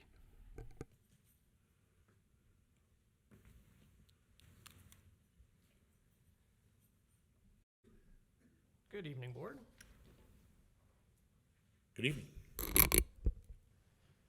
So the next several items on the agenda relate to the Sears transaction. The first is an increase in appropriations. That is on page 150 of your board packet. What this does is increase appropriations in the general fund by $2,508,600 in order to have appropriations sufficient to close on the sale of the purchase of the Sears property. And that would increase appropriations in that fund to a total of $9,962,867. And staff recommendation is adoption of the resolution. I'll motion to authorize the adoption of amended appropriations. I'll second it. Any discussions? What line is that on, Jeff? Number 1,000. It's the general fund, Fund 1,000. Okay, that's Top the very line first thing. in- See it. Got it. Thank you. No, nothing else. I just was looking for it on there. Ms. Orich? Yes. Mr. Unger? Yes. Mr. Waller? Yes. Very good. The next item is a motion to assign the purchase of the Sears to the Colerain Township Community Improvement Corporation. Essentially, the township has two options for how to close on this transaction. One would be that the township itself would take title to the property, and the second would be to take advantage of the township's Community Improvement Corporation. There are a number of advantages to using the Community Improvement Corporation. One of the major ones is that if a property sits in the corporation rather than with the township, there's a shield from any environmental liability that we may come across over the course of the project. The CICs are really created to be facilitators of economic development projects. And they have abilities that the township itself does not have in terms of being able to apply for grant funding, tax credits, things along that line. So what we're really seeking here is direction from the board as to the preferred path, but staff recommendation is adoption of the motion. And as an important sidebar here, before you all make a motion, if this is approved, my recommendation would be to hold a special CIC meeting a week from today at 5:30 p.m. That way, hopefully, the CIC can be wrapped up and out of the room before Zoning Commission starts. But that would allow the CIC to formally accept this assignment as well as any other action they may need to take. So I have a point of information about this. So before we motion on B, on item C, the holding agreement for Sears with the Port Authority would be, if B were to pass, C would not be necessary because that would have to be done with the CIC and not? That is correct. Okay. Yes. I'll motion to assign purchase of Sears to the Colerain Township Community Improvement Corporation. I'll second. Any discussion? We would actually assign the title to the CIC. That's correct. Right. I just wanted to clarify that. No other comment. I'm good. No, I think that's where it belongs. It gives the most flexibility. Ms. Orich? Yes. Mr. Unger? Yes. Mr. Waller? Yes. Okay, so the next item on the agenda, and there's a little bit of a, not quite sure what happened with the board packet here, but the cover memo for the next item is actually on page 180 of your board packet. And the attachment that should have gone with that starts on page 155. I'm not quite sure what the glitch was there. My apologies for that. But this item would set the stage for the Port Authority to hold the property on behalf of the CIC and manage the property on our behalf. The agreement that is in the board packet is very much a draft. It is essentially a template that the Port Authority uses for the projects that they manage on behalf of jurisdictions across the county. So with the direction now to have the transfer go to the Community Improvement Corporation, what this document would do is spell out the terms for the Port Authority to hold the property on our behalf until it is conveyed to the CIC. And so, no action is needed from the board on this specifically at this moment, but any direction you all are willing to provide would certainly assist as the CIC prepares to draft an agenda for next week. And we've discussed why the Port Authority would be the best. Can you tell us, the public, why it's probably the best for the port to hold? Well, first of all, they have extensive experience in managing properties that are in some phase of redevelopment. They have the staff, they have the contracts, they have the track record working with companies that are in this space, so they know who the good ones are and who the bad ones are. They also are the conduit for receiving funding should the CIC decide to pursue the demolition of the property. The demolition funds that come from the state of Ohio now flow through port authorities, so they would be the applicant on our behalf and would be, and this is something with which they also have extensive experience, and they would be able to prepare that grant application on our behalf. So it's really a situation where they are the experts, and it would allow us to accomplish our aims without having to devote significant in-house staff resources to it. And let me make sure I understand this. Their ability, the punch that they hold for lobbying is going to be a lot harder than the punch that we have. I think that's fair. Yeah. In order to get funds to demo. Right, and as you said, the demolition funds flow through the Port Authority. And I'm one of the three.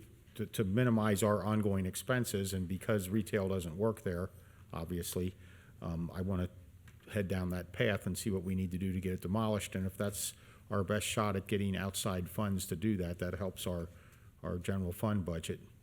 So I'll just stop right there. I agree with Mr. Unger on that. I do. Yeah. Thank you. All right, thank you, board. And the final item of new business is a motion authorizing the Township Administrator to execute a collective bargaining agreement with the FOP clerks. So as detailed in the packet, late last year in 2022, the Clerks Division of the Police Department decided to organize. We've spent the better part of 9+ months negotiating back and forth with them, spent a lot of time looking at fact finders reports, a lot of time looking at other clerks' contracts, and the wages and compensation that was agreed to as part of this deal is very consistent with the mean and median across the state of Ohio for clerks, for police clerks specifically. And there were a lot of items that were given on, a lot of items that were not, but things like longevity pay is actually very prevalent throughout the state of Ohio when it comes to police clerks. Our rates are very consistent with what you would find throughout the rest of the state. I think that this is a fair contract, and I would recommend adoption of the motion. A motion we authorize the Township Administrator to execute a collective bargaining agreement with the FOP clerks. I'll second. Any discussions? Yes, one of the things we discussed throughout this long process was our impoundment lot is open Monday through Friday, 8 to 4. And this gives you or our police chief the ability to maybe experiment with having some Saturday hours, because folks that get their car impounded, they likely would need to take off work to hit that 8 to 4 window. So does this give us that option if we would choose to do that? Yeah, it does give us some option around hours. Sort of an initial, I know that there's a later agenda item looking at reclassifying an employee to a police clerk. That would allow us to have some overnight hours reestablished within the department, which would be great. Our next step with our next hire as a police clerk would be to start looking at filling some of those weekend hours. In the short term, though, we are exploring some opportunities to open that, but I believe that in order to be frugal, we're probably going to delay hiring any additional clerks for the moment. So, And I'm just trying to make it easier for folks that. Yeah. yes, and I believe Monday's one of their worst days over the weekend, so maybe. Yeah, and it fills up because all the cars that got traded. Extended hours and Ed maybe has on a been Monday looking too. at our various shifts. So we do have a part-time clerk that works, I believe, on Sundays right now, and whether or not there's some ability to have her fill the gap on Saturdays, or whether or not some of our If we other had evening hours one night, so that Yes, we could just look when at you that cut too. off at Right. 4, anybody that works during the day is going to have a tough time getting there. Yes, it's nice having one person that kind of runs the show soup to nuts right now, because that does really help with consistency in terms of payments and just knowing how to deal with people. This is a very emotional thing that people get very upset about when they come in because their car has been towed. And so I know Paula does a great job there and really does a great job at de-escalation in a lot of those circumstances, because most folks are not happy when they're paying their impound fees. So. Well, I thank you for getting that in there. That was one of my big things about this. Long time negotiation.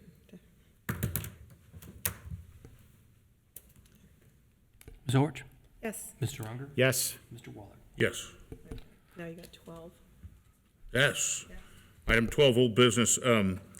So the Board of Trustees does a review of the Township Administrator's job performance, and I'd like to motion, there are 3 parts to this motion, to extend Mr. Weckbach's contract to December 31st, 2025, to make him eligible for merit pool bonuses at the end of the year. His current salary is $150,020, to increase that salary by 2% to $153.20 in 2023, and in 2024 to increase to $157,611.01, which is a 3% increase. I'll second that for discussion. Okay. Discussion. If I may clarify something, I personally am uncomfortable being part of the merit pool, mainly because I award the merit increases and divvy That's that fine. out. So just for what that's worth. Okay. Okay, so the discussion that we had, okay, I understand your point. The discussion we had is that you wouldn't award yourself, but I understand the broader point. Yeah, if I decided to leave a huge sum of money Right. behind to- Then, yeah, I get it, yeah.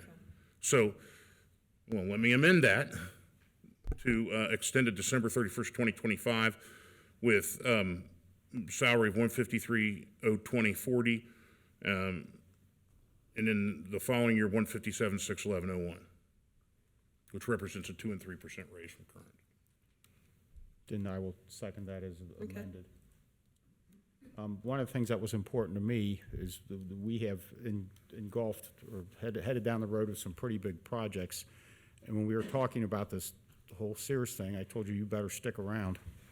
So, I'm not planning on going anywhere as long as you all will have me. I mean, and part of the other thing is when you work for an elected board where the board composition can change every 2 years, this takes you through the end of my current term. Sure. So I have no desire to replace you during this term, so I asked that we would extend it so that you're here. Understood. So we might both be walking out the door on the same day, who knows?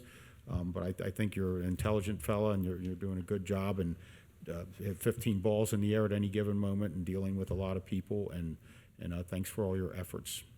Appreciate the confidence. September His 5th. anniversary date is September 5th, 2023.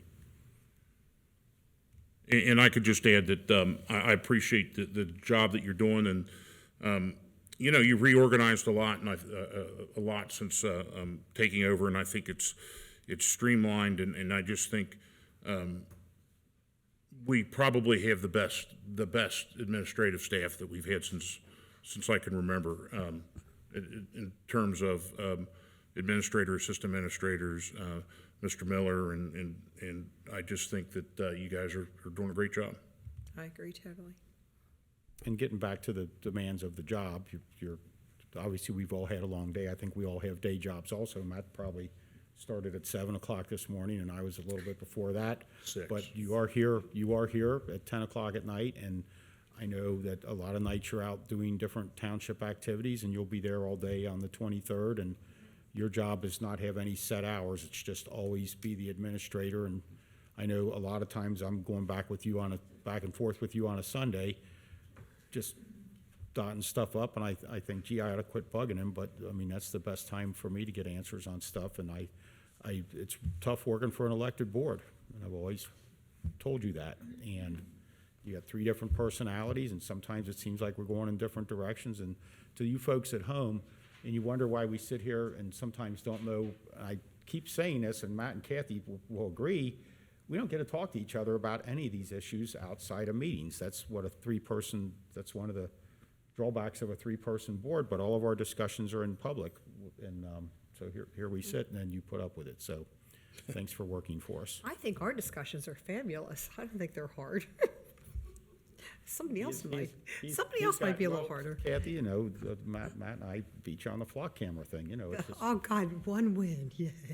had a few more than that, but I mean, we come up with different things, but we're heading in a good direction, so I don't have any other comments. And to Matt's point, I mean, genuinely, I think we've got a tremendous leadership team here and tremendous employees from top to bottom that I know work hard for this community every day. I feel privileged to be able to continue to serve with them and hope that we do some pretty special things over the next few years. So I'm really excited. And I will say that is why you're effective, is that you feel privileged to be part of that. And I think that speaks volumes. And one of the comments tonight about you is you're a rock star. So I never said that. He probably knew it didn't come from you. We get along just fine, don't we? Dan appreciates my socks more than anything. You've always told me that I'm your favorite trustee. Just so you guys know that, he said I was his favorite. Right. Okay. It's like he doesn't say that to us, to you, every day, He does. Well, I didn't know that.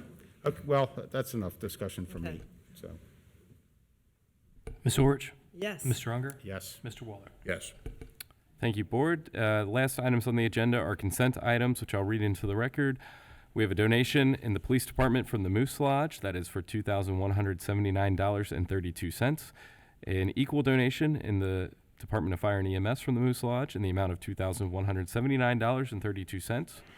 We have a contract with the Council on Aging that I signed for Senior Center support. This is a grant.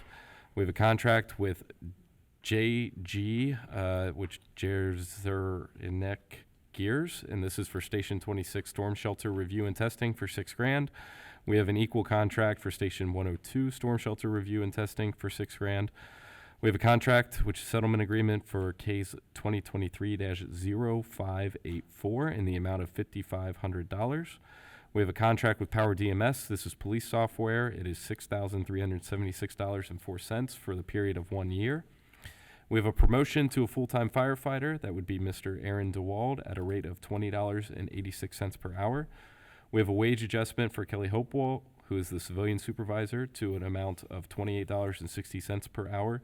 Just real quick on that, to clarify with the CBA that was recently passed, it is important to make sure that there's a separation between the supervisor and the employees in the bargaining unit. So that is for that.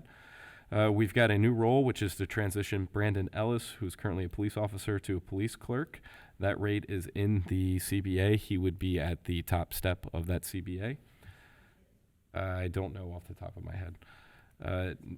It's in the agenda packet. We have a new hire, which is a management analyst. That would be Kara Wright at a rate of $15 per hour, and a new hire of a police cadet. That's Trent Estes at a rate of $15 per hour, and I would recommend approval of the consent items. Motion to approve consent items is supplied in the meeting packet. A second. Second it. Any discussions? Thank you to the Moose Lodge, I know. Aren't they terrific? They're very supportive. and welcome to the new employees. No other comments from me. Ms. Orich? Yes. Mr. Unger? Yes. Mr. Waller? Yes. Mr. Baker, before you go to the fiscal office report, I need to make a motion, I think, to have a CIC meeting on September 19th at 5:30 p.m. I don't know if we formally need to make that motion or not, but we will certainly go through the process of Okay, well, publicly posting it. please post it and notify. I am going to consult with the CIC member who's not here just to make sure that they're Okay. available. Gotcha. Okay. Let me know then when it's confirmed. Mr. Baker. Thank you, Board. Just a couple things. We have reached a milestone this week. We have reached 500 public records requests, and we currently have 5 that are outstanding, so we're still doing a very good job of keeping up with those. I do want to remind everybody that all of our resolutions and minutes are put online as well, so you don't have to come in to go through a book. You can simply view those online. And then lastly, I just wanted to commend the board with the amount of time you had to think about the decision with Sears. I know that it wasn't an easy decision for any of you, and I just commend you on the courage you had to take the step and do what you thought was right. I know, this is an election year. So I've been here 4 years, and it's been a point of emphasis on a lot of residents to do something with Northgate Mall, and you did something, and I think you put us in a position to have our best chance of success with development of the mall. So I just want to thank you for making that decision. So that's all I have. And I want to thank you because if we're up to 500, I mean, on an Ohio of all the townships, we probably do more record requests than probably half of all the townships in Ohio put together. I don't know about I think it's all of them, yeah. but the surrounding ones. Sounder runs are like 6 and 7 a they year, like to keep just letting you know track how of hard he ours. works. So I just want to commend him. Well, thank you. And is there a need for an executive session? Not that I'm aware of. Motion to adjourn. Then second it. Oh, okay. Ms. Orich? Yes. Mr. Unger? Yes. Mr. Waller? Yes. And then we are adjourned at 10:13 p.m. Thank you. And we need to stay to sign the Right. Noise permit. We always-